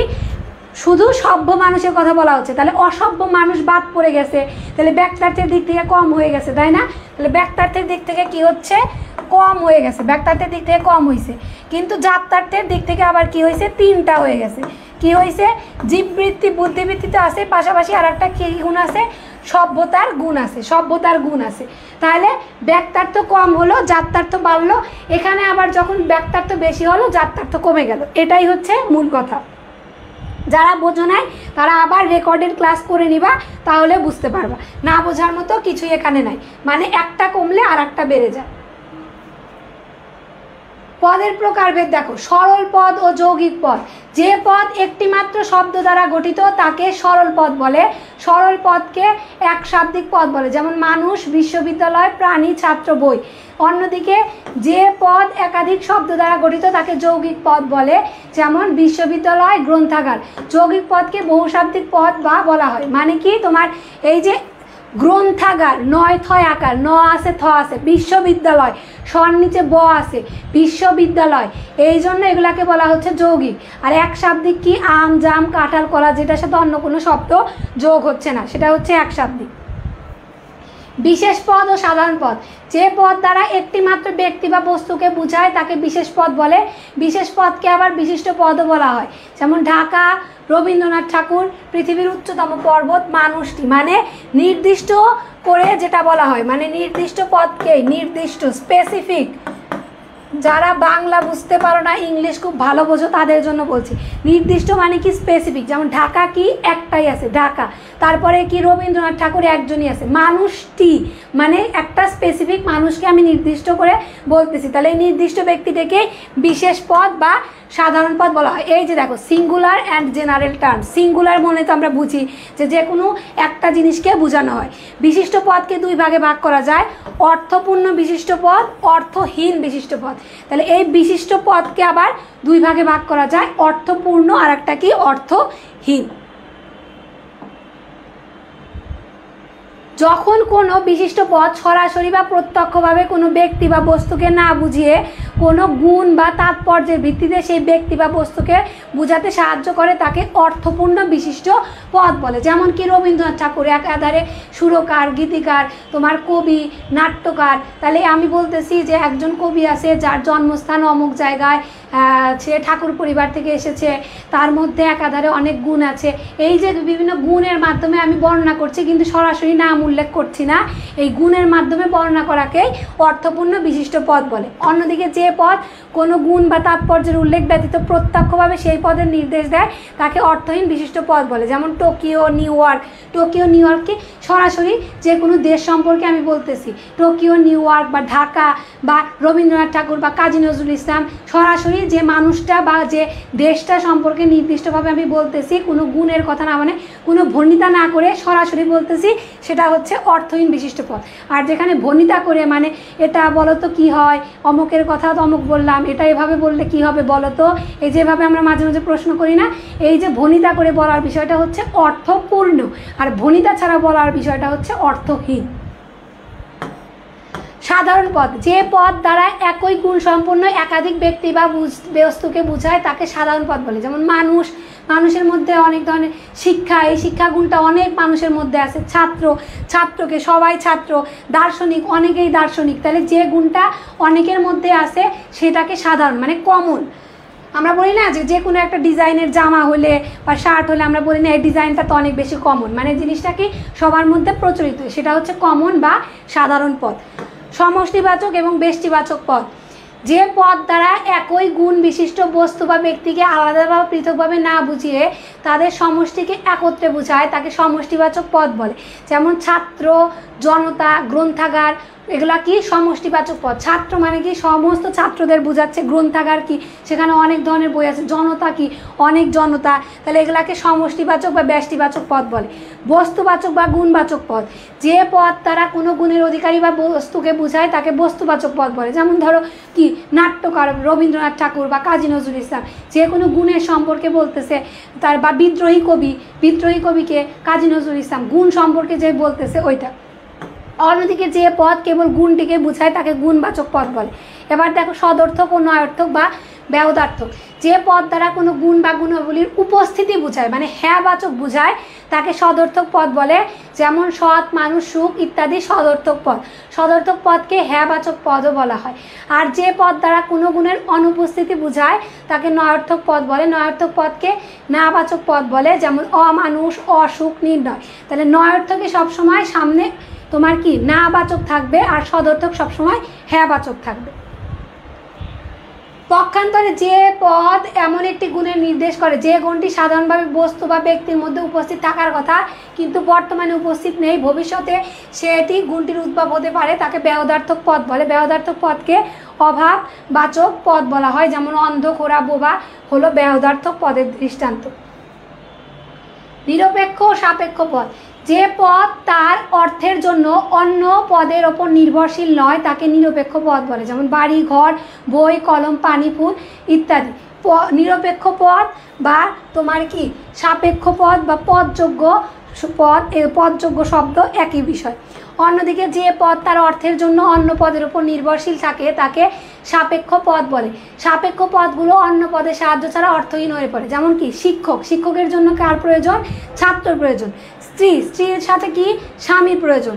এগুলো সাপেক্ষ পদ। শিক্ষক পদের অর্থের জন্য ছাত্র পদের উপর নির্ভর করতে হয়, পুত্র পদের অর্থের জন্য পিতা পদের উপর নির্ভর করতে হয় এবং স্ত্রী পদের অর্থের জন্য স্বামী পদের উপর নির্ভর করতে হয়। এবার কি নির্দিষ্ট ও অনির্দিষ্ট পদ, যে পদ কোনো একটি বস্তু বা শ্রেণীর অন্তর্গত বস্তু সমূহকে নির্দিষ্টভাবে বোঝায় তাকে নির্দিষ্ট পদ বলে।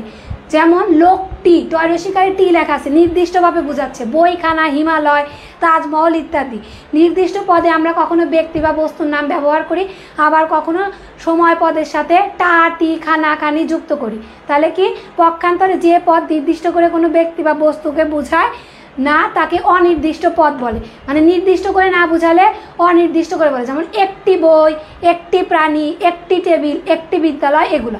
এবার কি জাত্যার্থক ও অজাত্যার্থক পদ, যে পদের ব্যক্তার্থ এবং জাত্যার্থ উভয়ই আছে তাকে জাত্যার্থক পদ বলে। তাহলে জাত্যার্থ এক জিনিস, জাত্যার্থক এক জিনিস। তাহলে জাত্যার্থ হচ্ছে গুণের দিক নির্দেশ করে আর জাত্যার্থক হচ্ছে গুণ এবং পরিমাপ উভয়ই নির্দেশ করে। তাহলে যে পদের ব্যক্তার্থ এবং জাত্যার্থ উভয়ই আছে তাকে জাত্যার্থক পদ বলে। যেমন মানুষ একটি জাত্যার্থ, কারণ মানুষ পদের জাত্যার্থ ব্যক্তার্থ উভয়ই আছে। অর্থাৎ মানুষ পদের ব্যক্তার্থ হলো সকল মানুষ এবং জাত্যার্থ হলো বুদ্ধিবৃত্তি ও জীববৃত্তি। অন্যদিকে যে পদ শুধু ব্যক্তার্থ অথবা শুধু জাত্যার্থকে নির্দেশ করে তাকে অজাত্যার্থক পদ বলে। মানে যে কোনো একটাকে নির্দেশ করে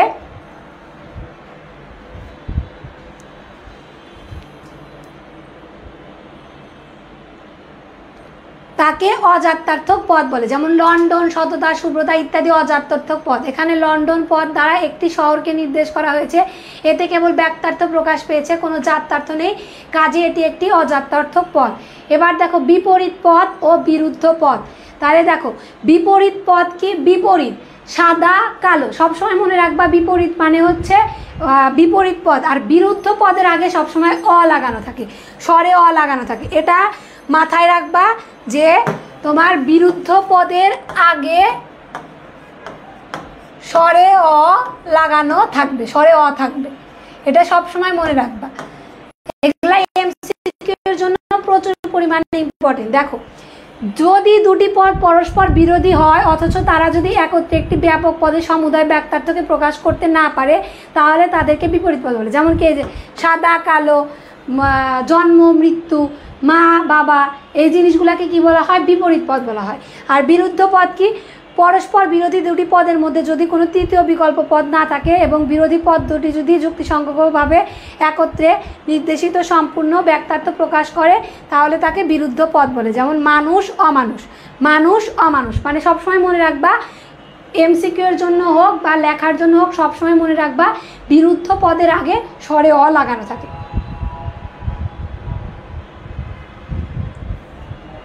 এবার এদের পার্থক্যটাকে রিডিং পড়তে হবে। বাক্য ও যুক্তিবাক্যর সংজ্ঞা পার্থক্য পড়তে হবে। অবধারণ ও যুক্তিবাক্য দেখো,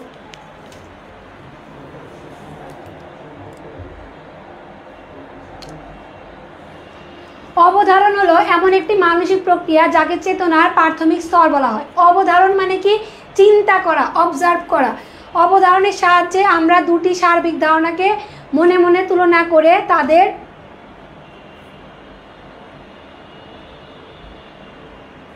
তাদের মধ্যে একটি সম্বন্ধ স্থাপন করি। যখন আমরা বলি কাক হয় কালো, তখন কাক ও কালো এই দুটি সার্বিক ধারণাকে মনে মনে তুলনা করে কালো গুণটি কাকের সম্পর্কে স্বীকার করি। পক্ষান্তরে যখন আমরা বলি কোনো মানুষ নয় নিখুঁত, তখন মানুষ এবং নিখুঁত এই দুটি সার্বিক ধারণাকে মনে মনে তুলনা করে সকল মানুষ সম্পর্কে নিখুঁত কোনটিকে কি অস্বীকার করি। সুতরাং দুটি ধারণাকে তুলনা করে একটিকে অন্যটি সম্পর্কে স্বীকার বা অস্বীকার করার মানসিক প্রক্রিয়াকে অবধারণ বলা হয়। তাহলে দুটি ধারণাকে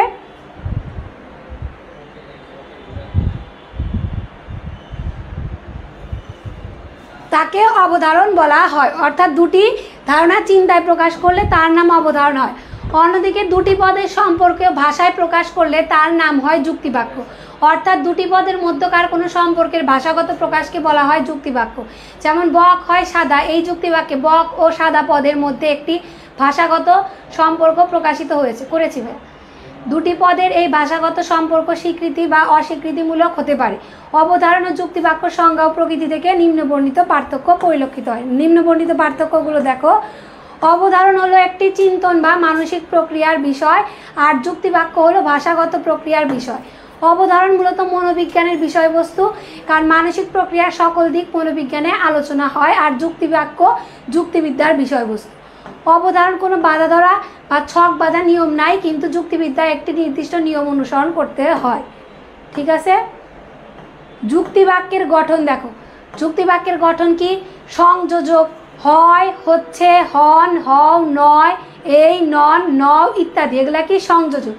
গঠন অনুসারে যুক্তিবাক্যকে দুই ভাগে ভাগ করা যায়: সরল যুক্তিবাক্য, যৌগিক যুক্তিবাক্য। সরল যুক্তিবাক্যকে আবার তিন ভাগে ভাগ করা যায়: সংযোজক যৌগিক যুক্তিবাক্য, বিয়োজক যুক্তিবাক্য এবং ডিসক্রিটিভ যৌগিক যুক্তিবাক্য। গুণের ভিত্তিতে যুক্তিবাক্যের শ্রেণীবিভাগ। গুণের ভিত্তিতে যুক্তিবাক্যকে দুই ভাগে ভাগ করা যায়: সদর্থক যুক্তিবাক্য বা ইতিবাচক যুক্তিবাক্য, নয়ার্থক যুক্তিবাক্য বা নেতিবাচক যুক্তিবাক্য। সদর্থক যুক্তিবাক্য দেখো। যে যুক্তিবাক্য উদ্দেশ্য সম্পর্কে বিধেয়ককে স্বীকার করা হয় তাকে সদর্থক যুক্তিবাক্য বলা হয়। যেমন রিনা হয় সুখী। কি করলাম? রিনা হচ্ছে সুখী। আমি স্বীকার করলাম যে রিনা হচ্ছে সুখী। কে সুখী? রিনা সুখী। তাহলে উদ্দেশ্য সম্পর্কে বিধেয়কে কোনো কিছু স্বীকার করা হয় তাকে সদর্থক বলা হয়, আর উদ্দেশ্য সম্পর্কে যদি কোনো কিছু অস্বীকার করা হয় তখন তাকে নয়ার্থক বলা হয়। পরিমাণ অনুসারে যুক্তিবাক্যের শ্রেণীবিভাগ। পরিমাণ অনুসারে যুক্তিবাক্যকে দুই ভাগে ভাগ করা যায়: সার্বিক যুক্তিবাক্য এবং বিশেষ যুক্তিবাক্য। সার্বিক যুক্তিবাক্য, যে যুক্তিবাক্য সমগ্র উদ্দেশ্য সম্পর্কে স্বীকার বা অস্বীকার করা হয় তাকে সার্বিক যুক্তিবাক্য বলে। সমগ্র মানে সকল। সকল মানুষ হয় মরণশীল। তাহলে কে হয় মরণশীল? সকল মানুষ হয় মরণশীল। এই সমগ্রটা সম্পর্কে আমি কি করছি? স্বীকার করছি। তাহলে তাকে সার্বিক সদর্থক যুক্তিবাক্য বলা হয়। আর সার্বিক নয়ার্থক যুক্তিবাক্য কি বলা হয়? যখন সমগ্রটা সম্পর্কে কোনো কিছু অস্বীকার করা হয়। যেমন সকল মানুষ নয় অমর। তাহলে সকল মানুষ নয় কি? অমর। তাহলে সকল মানুষ অমর নয়, আমি কি করতেছি? এই জিনিসটাকে অস্বীকার করতেছি, তখন সেটাকে সার্বিক নয়ার্থক যুক্তিবাক্য বলা হয়। আবার ধরো কিছু মানুষ হয় বুদ্ধিমান, তাহলে কিছু মানুষ হয় বুদ্ধিমান। কিছু মানুষ তাহলে কি? সকল পরিমাণের দিক থেকে কমে আসছে, তাহলে সার্বিক না হয়ে কি হচ্ছে? সেটা বিশেষ হচ্ছে। তাহলে কিছু মানুষ হয় তোমার কি? কিছু মানুষ হয় বুদ্ধিমান। তাহলে এই বুদ্ধিমান, কিছু মানুষ হয় বুদ্ধিমান, তাহলে স্বীকার করতেছি, তাহলে সদর্থক। তাহলে বিশের সদর্থক যুক্তিবাক্য। আবার ধরো কিছু মানুষ নয় সভ্য, তাহলে কিছু মানুষ নয় সভ্য। কিছু থাকলে কি হবে? বিশেষ হবে। তাহলে বিশেষ নয় থাকলে নয়ার্থক হবে, তাহলে বিশেষ নয়ার্থক যুক্তিবাক্য। তাহলে সার্বিক মানে সকল, আর বিশেষ মানে কিছু, সদর্থক মানে হয়, নয়ার্থক মানে নয়। এটাই হচ্ছে সার্বিক সদর্থক যুক্তিবাক্য, সার্বিক নয়ার্থক যুক্তিবাক্য, বিশেষ সদর্থক যুক্তিবাক্য, বিশেষ নয়ার্থক যুক্তিবাক্য।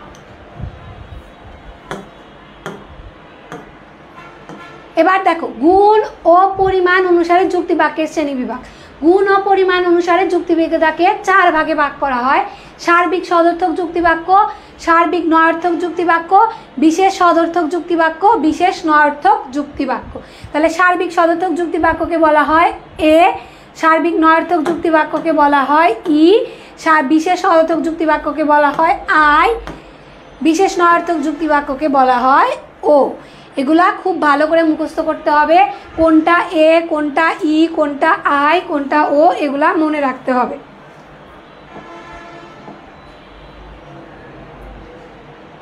সম্বন্ধের ভিত্তিতে যুক্তিবাক্যের শ্রেণীবিভাগ। সম্বন্ধের ভিত্তিতে বা সম্পর্কের ভিত্তিতে যুক্তিবাক্যকে 2 ভাগে ভাগ করা যায়। শর্তহীন যুক্তিবাক্য, শর্তযুক্ত যুক্তিবাক্য। শর্তযুক্ত যুক্তিবাক্যকে আবার 2 ভাগে ভাগ করা যায়, প্রাকল্পিক যুক্তিবাক্য এবং কি বৈকল্পিক যুক্তিবাক্য। প্রাকল্পিক যুক্তিবাক্য দেখো, যে যুক্তিবাক্যের প্রথম অংশটিতে শর্তের উল্লেখ থাকে এবং দ্বিতীয় অংশটিতে মূল বক্তব্য থাকে তাকে প্রাকল্পিক যুক্তিবাক্য বলে। যেমন যদি বৃষ্টি হয় তাহলে মাটি ভিজবে, মানে এইদার অর নট।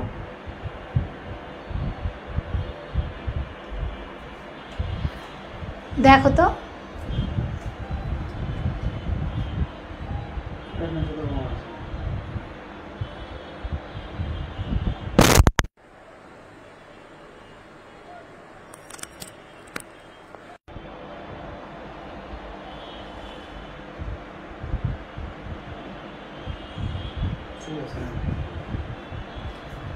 তাহলে কি যদি বৃষ্টি হয় তাহলে মাটি ভিজবে।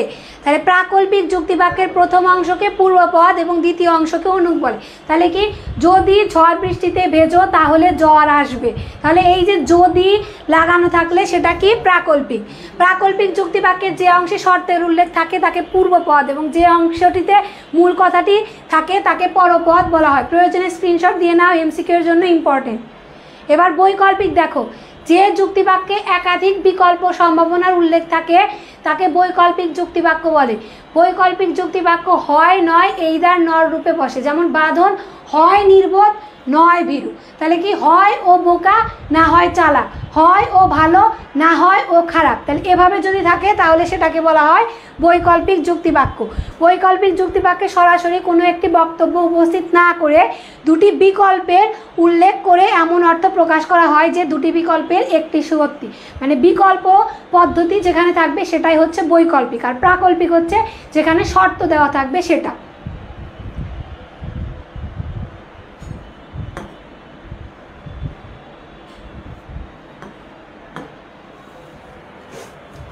তাৎপর্যের ভিত্তিতে যুক্তিবাক্যের শ্রেণীবিভাগ দেখো,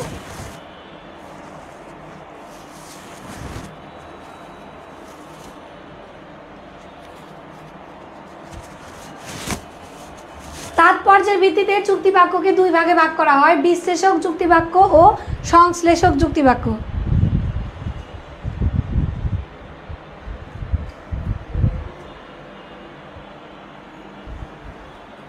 বিশ্লেষক যুক্তিবাক্য, যে যুক্তিবাক্যে উদ্দেশ্য পদের যাত্রার্থকে বিবৃত করা হয় তাকে বিশ্লেষক যুক্তিবাক্য বলে। তাহলে যে যুক্তিবাক্যে উদ্দেশ্য পদের যাত্রার্থকে বিবৃত করা হয়, যেমন ধরো কি আছে, মানুষ হয় মরণশীল।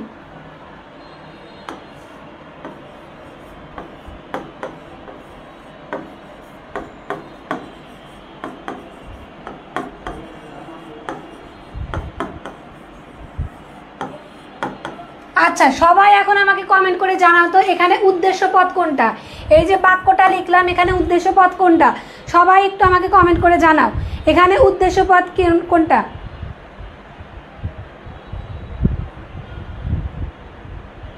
মানুষ হয় মরণশীল, এখানে এখানে উদ্দেশ্য পদ কোনটা?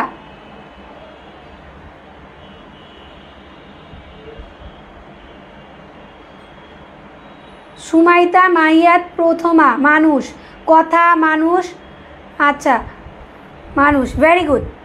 উদ্দেশ্য পদ হলো মানুষ, মিতুরানী।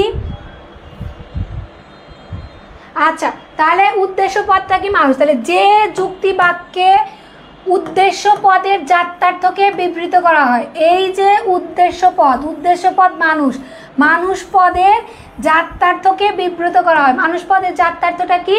জীববৃত্তি ও বুদ্ধিবৃত্তি। তাহলে যে যুক্তিবাক্যে উদ্দেশ্য পদের জাত্যার্থকে বিব্রত করা হয় তাকে বিশ্লেষক যুক্তিবাক্য বলে। যেমন মানুষ হয় একটি বুদ্ধিবৃত্তি সম্পূর্ণ জীব। মানুষ কি? বুদ্ধিবৃত্তি সম্পূর্ণ জীব। তাহলে জীববৃত্তি এবং বুদ্ধিবৃত্তি দুইটাই যে যুক্তিবাক্যে প্রকাশ করানো হয় তাকে বিশ্লেষক যুক্তিবাক্য বলা হয়।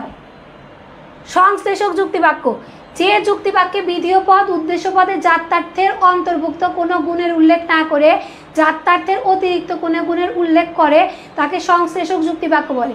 যেমন মানুষের চুল হয় কালো, এই যুক্তিবাক্য বিধেয় পদ কালোতে উদ্দেশ্য মানুষ পদের জাত্যার্থ বুদ্ধিবৃত্তি জীববৃত্তি বিবৃত না হয়ে জাত্যার্থের অতিরিক্ত গুণের উল্লেখ ঘটেছে। মানে সংশ্লেষকটা কি? তোমার জাত্যার্থর অতিরিক্ত গুণের উল্লেখ হবে। মানে জীববৃত্তি বা বুদ্ধিবৃত্তি এই দুইটার কোনো অংশর মধ্যেই নাই, অতিরিক্ত একটা গুণের উল্লেখ করা হয়, সেটাকে সংশ্লেষক যুক্তিবাক্য বলা হয়। যেমন মানুষের চুল হয় কালো, এই যে মানুষের চুল কালো, এই কালোটা জীববৃত্তিও না বুদ্ধিবৃত্তিও না, এটা কি? একটা অতিরিক্ত গুণ। এই অতিরিক্ত গুণকেই সংশ্লেষক যুক্তিবাক্য বলা হয়। নিশ্চয়তা অনুসারে যুক্তিবাক্যের শ্রেণীবিভাগ। নিশ্চয়তা অনুসারে যুক্তিবাক্যকে 3 ভাগে ভাগ করা যায়: অনিবার্য যুক্তিবাক্য, বিবরণমূলক যুক্তিবাক্য এবং সম্ভাব্য যুক্তিবাক্য। পদের ব্যাপ্তির নিয়ম। যুক্তিবিদরা পদের ব্যাপ্তির বা ব্যাপনার 2টি নিয়ম আবিষ্কার করেছেন। সার্বিক যুক্তিবাক্যের উদ্দেশ্য পদটি ব্যাপ্য, কিন্তু বিশেষ যুক্তিবাক্যের উদ্দেশ্য পদটি ব্যাপ্য না। এখন ব্যাপ্য আর অব্যাপ্য কি? ব্যাপ্য হচ্ছে বিস্তৃত আর অব্যাপ্য হচ্ছে বিস্তৃত না। মানে ব্যাক্তার্থে ব্যাপ্য হচ্ছে ব্যাক্তার্থের দিক থেকে বেশি আর অব্যাপ্য হচ্ছে ব্যাক্তার্থের দিক থেকে কম। অব্যাপ্য হচ্ছে ব্যাক্তার্থের দিক থেকে কম। তাহলে সার্বিক যুক্তিবাক্যের উদ্দেশ্য পদ কি? ব্যাপ্য। এটা একদম ঠোঁটস্থ থাকলে খুবই ভালো। তাহলে সার্বিক যুক্তিবাক্যের উদ্দেশ্য পদ কি? ব্যাপ্য। যেমন সকল মানুষ হয় মরণশীল। সার্বিক যুক্তিবাক্য, তাহলে সকল মানুষ হয় মরণশীল, এটা একটা সার্বিক যুক্তিবাক্য। সার্বিক কেন? কারণ সব কিছু বলা আছে, সকল এখানে উল্লেখ করা আছে, সকল উল্লেখ করা আছে, মানে পৃথিবীতে যত মানুষ আছে সমস্ত মানুষের কথা বলা হচ্ছে, এই জন্য এটা একটা সার্বিক বাক্য। তাহলে সার্বিক যুক্তিবাক্যের উদ্দেশ্য পদটি কি? ব্যাপ্য। তাহলে এই সকল মানুষ, সকল মানুষটা কি? ব্যাক্তার্থের দিক থেকে, ব্যাক্তার্থের দিক থেকে কি? ব্যাক্তার্থের দিক থেকে বেশি, এই জন্য সার্বিক যুক্তিবাক্যের উদ্দেশ্য পদটি ব্যাপ্য। কিন্তু বিশেষ যুক্তিবাক্যের উদ্দেশ্য পদ ব্যাপ্য নয়, অব্যাপ্য। যেমন এখানে লিখতাম যদি কিছু মানুষ হয় শিক্ষিত, কিছু মানুষ হয় শিক্ষিত, তাহলে এটা কি? ব্যাক্তার্থের দিক থেকে কমে যাইতো না? তাহলে ব্যাক্তার্থের দিক থেকে কমে আসতো, ব্যাক্তার্থের দিক থেকে কমে আসতো। তাহলে যুক্তিবাক্যের উদ্দেশ্য পদ তাহলে অব্যাপ্য। তাহলে বিশেষ যুক্তিবাক্যের উদ্দেশ্য পদটা কি? অব্যাপ্য, অর্থাৎ পরিমাণের দিক থেকে সার্বিক যুক্তিবাক্যটি তার উদ্দেশ্য পদকে ব্যাপ্য করে। তাহলে পরিমাণের দিক থেকে সার্বিক যুক্তিবাক্যটা কি করে? তার উদ্দেশ্য পদকে ব্যাপ্য করে বা বিস্তৃত করে। আবার সেম ভাবেই দেখো, নয়ার্থক যুক্তিবাক্যের বিধেয় পদটি ব্যাপ্য, কিন্তু সদর্থক যুক্তিবাক্যের বিধেয় পদটি ব্যাপ্য নয়। নয়ার্থকেরটা আবার ব্যাপ্য।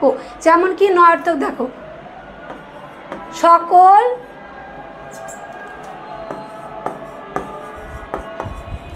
মানুষ নয়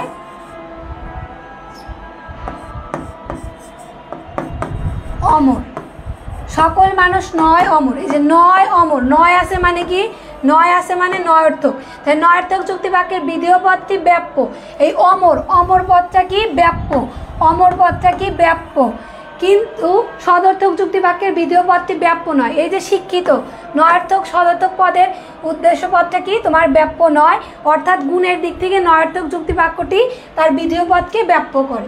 দুইটা নিয়ম।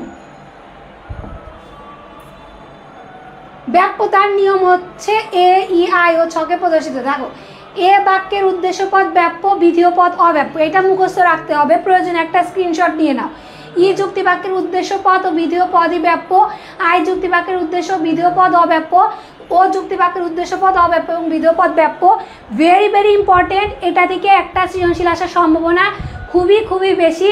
এবং কিভাবে সৃজনশীল আসতে পারে সৃজনশীল ক্লাসে আমি পড়াই দিব। ব্যাপ্য এবং অব্যাপ্যতার উপর নির্ভর করে একটা সৃজনশীল আসার সম্ভাবনা খুবই বেশি।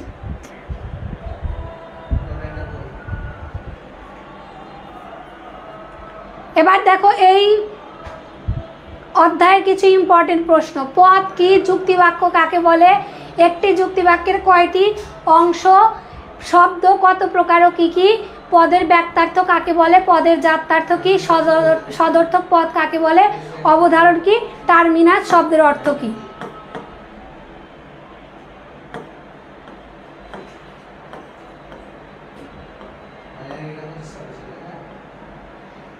এবার দেখো তোমাদের চতুর্থ অধ্যায় বিধিয়োগ। বিধিয়োগের ধারণা খুবই ছোট একটা অধ্যায়। তার আগে বলো 3 নাম্বার অধ্যায় কারো কোনো সমস্যা আছে কিনা, বুঝতে পারো নাই বা পারছো, এরকম কি আছে আমাকে জানাও।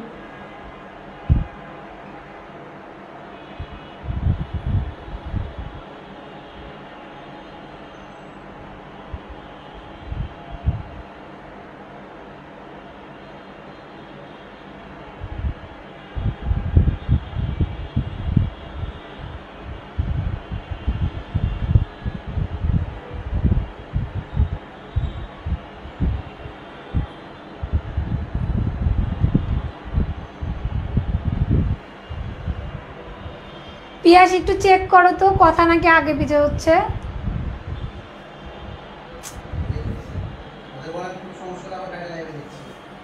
বেশি সমস্যা হচ্ছে কি না বলো তো, মানে কথা কি আগে পিছে হচ্ছে? আপু একটু পরেই সব ভুলে যাচ্ছি। ভুলে তো যাবা, কারণ হচ্ছে পড়া নাই, যে সারা বছর প্র্যাকটিস নাই। আমি সবসময় বলি যে এ ই আই ও এর একটা উদাহরণ দিয়ে বুঝাইলে ভালো হতো। এ কি? এ হচ্ছে সার্বিক সদর্থক যুক্তি বাক্য, যেমন সকল মানুষ হয় মরণশীল। এ তারপরে কি?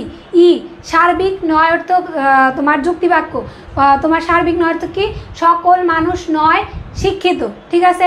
তারপরে আই বিশেষ সদর্থক যুক্তি বাক্য। তাহলে বিশেষ সদর্থক যুক্তি বাক্য কি? কিছু মানুষ হয় সভ্য, তাহলে এটা কি সার্বিক বিশেষ সদর্থক। এবার কি? ও বিশেষ নয়ার্থক, কিছু মানুষ নয় সমার কি? সভ্য, বা কিছু মানুষ নয় শিক্ষিত। আচ্ছা, আমরা শুরু করব আমাদের চতুর্থ অধ্যায় বিধিয়োগ। বিধিয়োগের ধারণা দেখো। বিধিয়োগ অবরহ যুক্তিবিদ্যার মৌলিক বিষয়। যাকে উদ্দেশ্য করে কিছু বলা হয় তাকে উদ্দেশ্য পদ বলে, এবং উদ্দেশ্য পদের সম্পর্কে যা কিছু বলা হয় তাকে বিধিও বলে। উদ্দেশ্য ও বিধির মধ্যে যে সম্পর্ক তাকে বিধিয়োগ বলা হয়। বিধিয়োগ একটি সম্পর্কের নাম। তাহলে উদ্দেশ্য এবং সংযোজকের মধ্যে যে সম্পর্ক তাকেই বলা হয় হচ্ছে তোমার বিধিয়োগ। যেমন মানুষ হয় মরণশীল, এই যুক্তি বাক্যের উদ্দেশ্য পদ হলো মানুষ এবং বিধিয় পদ হলো মরণশীল। মানুষ এবং মরণশীল পদের মধ্যে যে বিশেষ সম্পর্ক রয়েছে তার নামই হলো বিধিয়োগ। বিষয়টি নিয়ে প্রথম চিন্তা ভাবনা করেন গ্রিক দার্শনিক অ্যারিস্টটল। যুক্তিবিদ্যার জনক গ্রিক দার্শনিক অ্যারিস্টটল যুক্তিবাক্যের উদ্দেশ্য এবং বিধেয় পদের মধ্যকার সম্পর্ককে 4 ভাগে ভাগ করে, অর্থাৎ সংজ্ঞা, উপলক্ষণ, জাতি এবং অবান্তর লক্ষণ।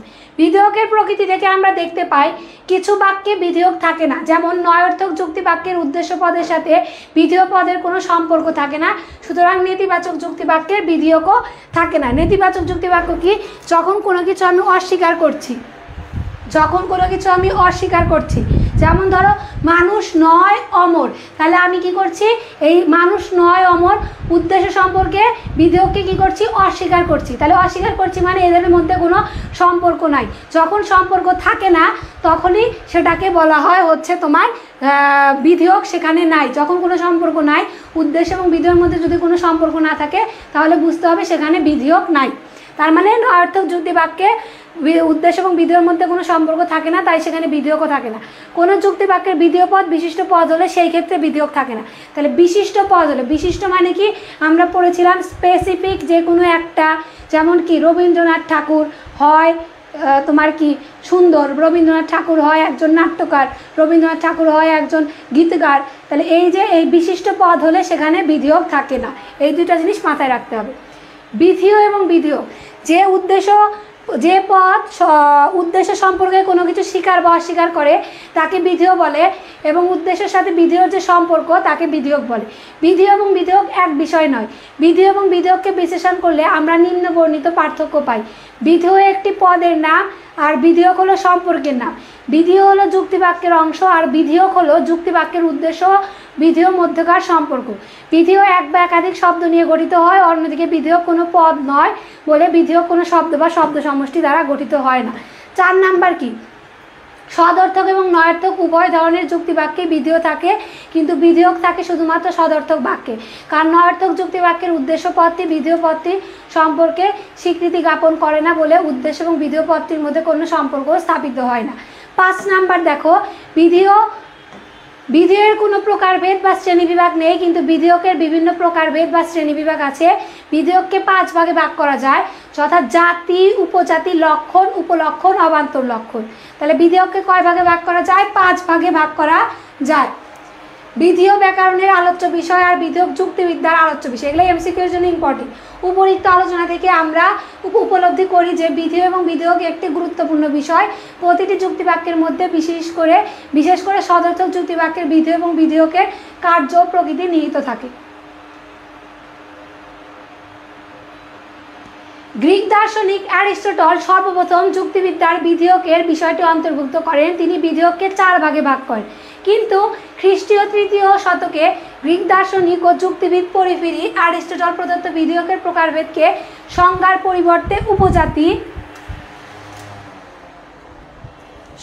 পরিবর্তে উপজাতি এবং অতিরিক্ত লক্ষণ বা বিভেদক লক্ষণ গুণটি যুক্ত করে বিধেয়ককে 5 ভাগে ভাগ করেন, যথা জাতি, উপজাতি, লক্ষণ, উপলক্ষণ এবং অবান্তর লক্ষণ। জাতি কি দেখো, সকল মানুষ হয় জীব। এই যুক্তিবাক্যের জীব পদটি বিধেয় এবং উদ্দেশ্য পদ মানুষের সাথে সম্পর্কের দিক থেকে জাতি নামক বিধেয়ক, কারণ জীব পদটি মানুষের তুলনায় ব্যাপক ও বৃহত্তর। তাহলে মানুষের তুলনায় জীব পদটা কি? বৃহত্তর। তাহলে যেটা বৃহত্তর সেটাই জাতি, যেটা বৃহত্তর সেটাই কি? জাতি। কারণ জীব পদটি মানুষের তুলনায় ব্যাপক ও কি? বৃহত্তর, অর্থাৎ ব্যক্তার্থ বা পরিমাণ বা সংখ্যার দিক থেকে মানুষ পদের চেয়ে জীব পদ কি? বৃহৎ। এই জন্য জীব পদটিকে মানুষ পদের জাতি বলে। তাহলে জীব পদটিকে কি বলা হয়? মানুষ পদের জাতি বলে। তাহলে জীব, এই জীবের মধ্যে কি কি আছে? মানুষ, পশু পাখি, গাছ, হাঁস মুরগি, মানে এভরিথিং জীবের মধ্যে আছে।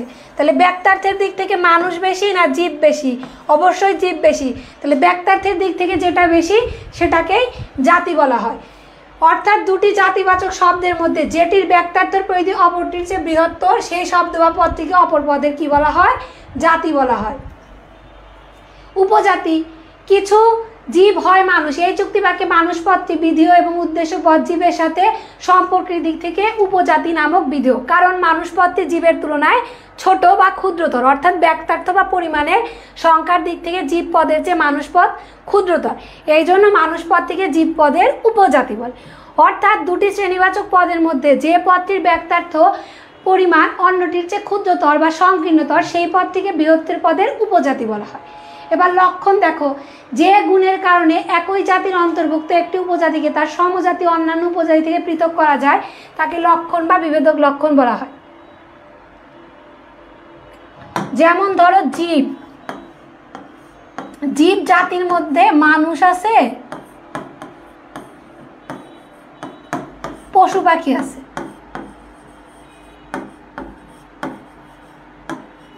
পশু পাখি আছে, পশু পাখিও জীব, মানুষও জীব, কিন্তু একটা গুণের মাধ্যমে মানুষ এবং পশু পাখিকে আমরা আলাদা করতে পারি। কোন গুণের মাধ্যমে? পশু পাখির মধ্যেও জীববৃত্তি আছে, তাই না? জীববৃত্তিটা কি? পশু পাখির মধ্যেও আছে, আবার মানুষের মধ্যেও আছে, কিন্তু বুদ্ধিবৃত্তিটা কার মধ্যে আছে বলো তো? বুদ্ধিবৃত্তিটা কার মধ্যে আছে? এই বুদ্ধিবৃত্তিটা শুধুমাত্র মানুষের মধ্যে আছে, শুধুমাত্র মানুষের মধ্যে আছে। তাহলে যে গুণের কারণে একই জাতির অন্তর্ভুক্ত, তাহলে জীবটা কি? জাতি, একই জাতির অন্তর্গত। আর এগুলা কি? এগুলা হচ্ছে উপজাতি। উপজাতি, তাই না? তাহলে একই জাতির অন্তর্ভুক্ত একটি উপজাতিকে তার সমজাতীয়, তার মানে কি তার সমজাতীয় আশেপাশে, যেমন কি মানুষের হাত পা আছে, পশু পাখিরও হাত পা আছে, মানুষের জীববৃত্তি আছে, পশু পাখিরও জীববৃত্তি আছে, তাহলে মানুষের সমজাতীয় উপজাতি থেকে পৃথক মানে আলাদা করা যায় তাকে লক্ষণ বলা হয়। তাহলে আমি কোনটা দিয়ে, বুদ্ধিবৃত্তি এই গুণটা দিয়ে আমি মানুষটাকে পশু পাখির থেকে আলাদা করছি, তাহলে এই গুণটাকেই বলা হচ্ছে লক্ষণ। উপলক্ষণ দেখো, যে গুণ জাত্যার্থের অংশ নয় কিন্তু জাত্যার্থ থেকে অনিবার্যভাবে নিঃসৃত হয় তাকে উপলক্ষণ বলা হয়। যেমন সকল মানুষ হয় চিন্তাশীল প্রাণী, সকল মানুষ হয় কি চিন্তাশীল প্রাণী। এই চিন্তাশীলটা কি জীববৃত্তি বা বুদ্ধিবৃত্তি সরাসরি প্রকাশ করে? জীববৃত্তি বা বুদ্ধিবৃত্তিকে সরাসরি প্রকাশ করে না, কিন্তু এই চিন্তাশীলতা কোথা থেকে এসেছে? বুদ্ধিবৃত্তি থেকে এসেছে। মানুষের বিচার বুদ্ধি করার মানে মানুষের বিচার বুদ্ধি করার ক্ষমতা থেকেই কিন্তু চিন্তাশীলতা আসে। তাহলে যে গুণ জাত্যার্থের অংশ নয় কিন্তু জাত্যার্থ থেকে অনিবার্যভাবে নিঃসৃত, তাহলে এই চিন্তাশীলতা কোথা থেকে এসেছে? বুদ্ধিবৃত্তি থেকে এসেছে। আর এই বুদ্ধিবৃত্তিটা কি? জাত্যার্থের একটা অংশ। তাহলে এই চিন্তাশীলতা গুণটি মানুষ পদের উপলক্ষণ। কেন? মানুষ পদের জাত্যার্থ হলো বুদ্ধিবৃত্তি ও জীববৃত্তি। এই চিন্তাশীলতা গুণটি মানুষ পদের জাত্যার্থের অংশ নয় কিন্তু জাত্যার্থ বুদ্ধিবৃত্তি গুণটি থেকে অনিবার্যভাবে নিঃসৃত হয়। এই চিন্তাশীলতা গুণটিকে মানুষ পদের উপলক্ষণ বলা হয়। তাহলে লক্ষণ হচ্ছে সরাসরি জীববৃত্তি বা বুদ্ধিবৃত্তি, আর উপলক্ষণ হচ্ছে যেটা সরাসরি জীববৃত্তি বা বুদ্ধিবৃত্তি নয় কিন্তু জীববৃত্তি বা বুদ্ধিবৃত্তি থেকে অনিবার্যভাবে নিঃসৃত, সেটাকে বলা হয় হচ্ছে উপলক্ষণ। উপলক্ষণকে দুই ভাগে ভাগ করা যায়, জাতিগত উপলক্ষণ, উপজাতিগত উপলক্ষণ। জাতিগত উপলক্ষণ দেখো, যে উপলক্ষণ কোনো শ্রেণীর আসন্নতম বা নিকটতম জাতির বৈশিষ্ট্য থেকে অনিবার্যভাবে নিঃসৃত হয় বা অনুমোদিত হয় তাকে জাতিগত উপলক্ষণ বলে। যেমন ক্ষুধা তৃষ্ণা নিদ্রা হলো মানুষের জাতিগত উপলক্ষণ, কারণ মানুষ শ্রেণীর নিকটতম জাতি হচ্ছে জীব, জীবের জাত্যার্থ হলো জীববৃত্তি। ক্ষুধা তৃষ্ণা নিদ্রা জীববৃত্তি থেকে অনুমোদিতভাবে নিঃসৃত, এই জন্য এগুলোকে বলা হয় জাতিগত উপলক্ষণ। উপজাতিগত উপলক্ষণ, যে উপলক্ষণ কোনো শ্রেণীর বিভেদক লক্ষণ থেকে অনিবার্যভাবে নিঃসৃত হয় তাকে উপজাতিগত উপলক্ষণ বলে। যেমন চিন্তাশীলতা হলো মানুষ পদের উপজাতিগত উপলক্ষণ। এবার কি? অবান্তর লক্ষণ, যে গুণ জাত্যার্থের অংশ নয় আবার জাত্যার্থ থেকে অনিবার্যভাবে আসেওনি তাকে অবান্তর লক্ষণ বলে। অবান্তর লক্ষণ একটি পদ সম্পর্কে নতুন তথ্য প্রদান করে। যেমন সকল মানুষ হয় হাস্যপ্রিয়, এই যুক্তিবাক্যে হাস্যপ্রিয় গুণটা হচ্ছে অবান্তর লক্ষণ। অবান্তর লক্ষণকে আবার দুই ভাগে ভাগ করা যায়, শ্রেণীগত অবান্তর লক্ষণ ও ব্যক্তিগত অবান্তর লক্ষণ। শ্রেণীগত ব্যক্তিগত বিষয়ের উপর ভিত্তি করে অবান্তর লক্ষণকে আবার চার ভাগে ভাগ করা যায়। শ্রেণীগত অবিচ্ছেদ্য অবান্তর লক্ষণ, শ্রেণীগত বিচ্ছেদ্য অবান্তর লক্ষণ, ব্যক্তিগত অবিচ্ছেদ্য অবান্তর লক্ষণ, ব্যক্তিগত বিচ্ছেদ্য অবান্তর লক্ষণ। এবার দেখো জাতীয় উপজাতির সম্পর্ক। জাতীয় উপজাতি দুটি শব্দই যুক্তিবিদ্যায় কি? জাতিবাচক, অর্থাৎ উভয়ই কোনো ব্যক্তিকে নয় জাতিকে বোঝায়। কিন্তু জাতীয় উপজাতির মধ্যে পার্থক্য হলো এই যে দুটি জাতিবাচক শব্দের মধ্যে যেটির ব্যক্তার্থর পরিধি অপরটির চেয়ে বৃহত্তর বা বেশি বা পদটিকে অপর পদের জাতি বলে, মানে যেটার ব্যক্তার্থ বেশি সেটাকেই অপর পদটার জাতি বলা হয়। মোট কথা এইটাই।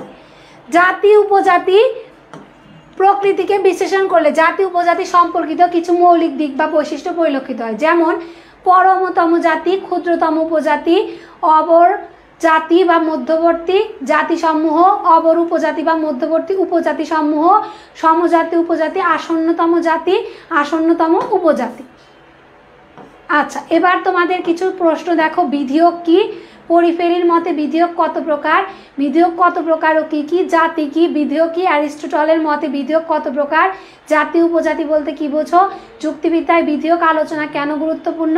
বিধি ও বিধিয়োগের মধ্যে পার্থক্য কি? অপরমতম জাতি কাকে বলে? উপজাতি কাকে বলে? লক্ষণ বা বিভেদক লক্ষণ কাকে বলে? উপলক্ষণ কাকে বলে? জাতি আলোচনায় সকল মানুষ হয় মরণশীল বাক্যের উদাহরণ দেখা। তাহলে এই অধ্যায়ের প্রশ্ন হচ্ছে এগুলো।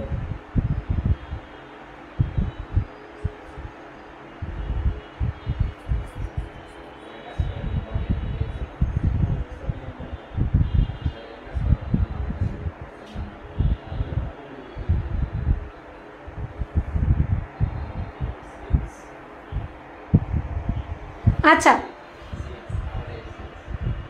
এখন বুঝতে পারো নাই কোথায় সেটা বলো।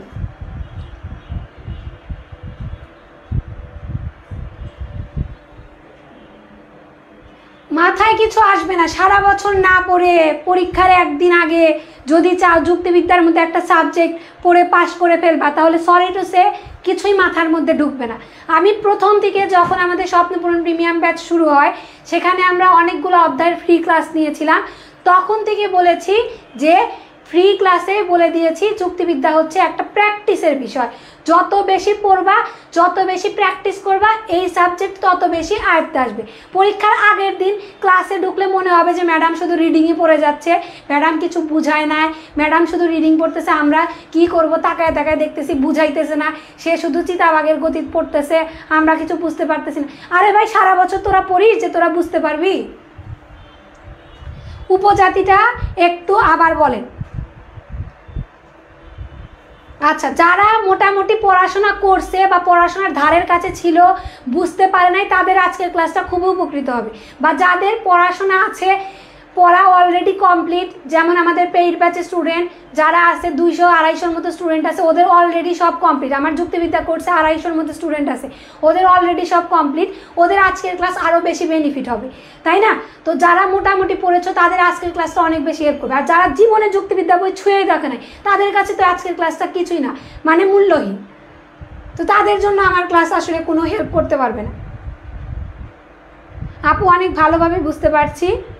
আপু অবান্তর লক্ষণটা আরেকবার বলে ভালো। অবান্তর মানেটা কি? অবান্তর মানে এই যে কিছু কিছু ব্যক্তিরা কমেন্ট করতেছে না, অবান্তর, ফাও, হুদাই, সেগুলাকে বলা হচ্ছে অবান্তর।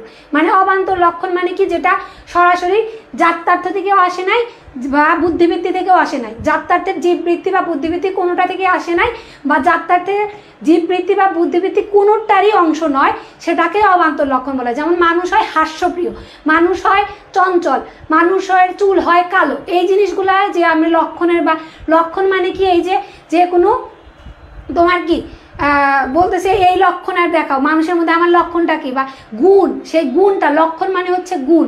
তাহলে অবান্তর গুণ কোনটা? যেটা মানুষের মধ্যে, মানুষের জীববৃত্তি বা বুদ্ধিবৃত্তি থেকে আসে নাই, সেটাকে অবান্তর গুণ বলা হচ্ছে।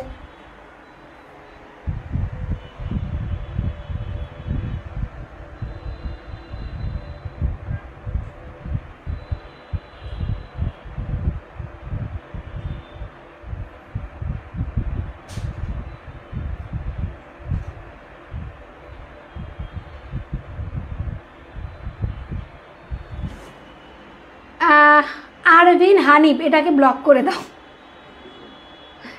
এটা হচ্ছে আমাদের পড়াবে নেক্সট ইয়াতে। Swapnapuran premium batch 0 to hero course, FRB 2.0 course. আচ্ছা, কথা ইসলাম ফিন, আচ্ছা ঠিক আছে। আচ্ছা,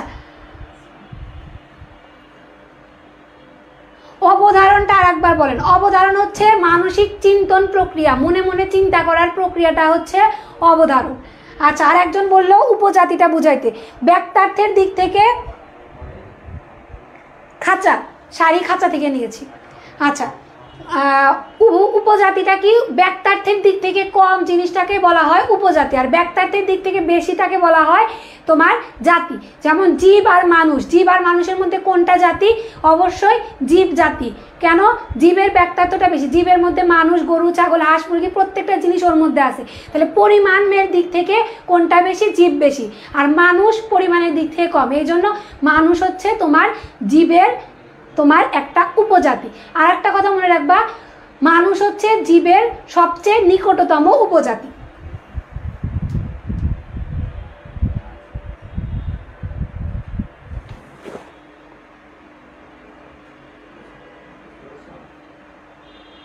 আমরা বনি ভাইয়ের অনেক ক্লাস করেছি, উনি একদিনে সব ক্লিয়ার করে দেয়। আলহামদুলিল্লাহ, বনি ভাইয়ের ইংলিশ, বনি ভাই একদিনে সব কিছু ক্লিয়ার করে দেয়। আপু আপনি অনেক সহজ করে বুঝান। না, আমরা এদের কথা কিছু মনে করি না, আমাদের হাজার হাজার প্রত্যেক দিন হাজার হাজার স্টুডেন্ট ডিল করতে হয়, এদের কথা আমরা কিছু মনে করি না। আচ্ছা, এবার বলো এই অধ্যায়ের ওপর আর কোথাও কি সমস্যা আমাকে জানাও।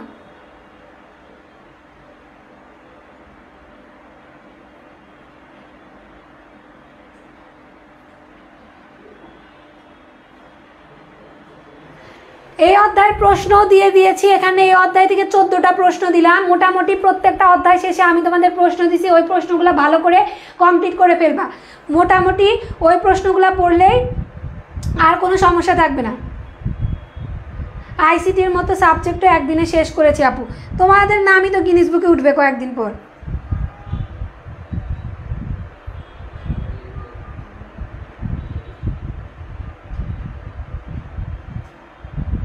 আচ্ছা, তাহলে মোটামুটি আমরা 3টা অধ্যায় পড়েছি। কালকে আমাদের আবার সকাল 10টায় ক্লাস।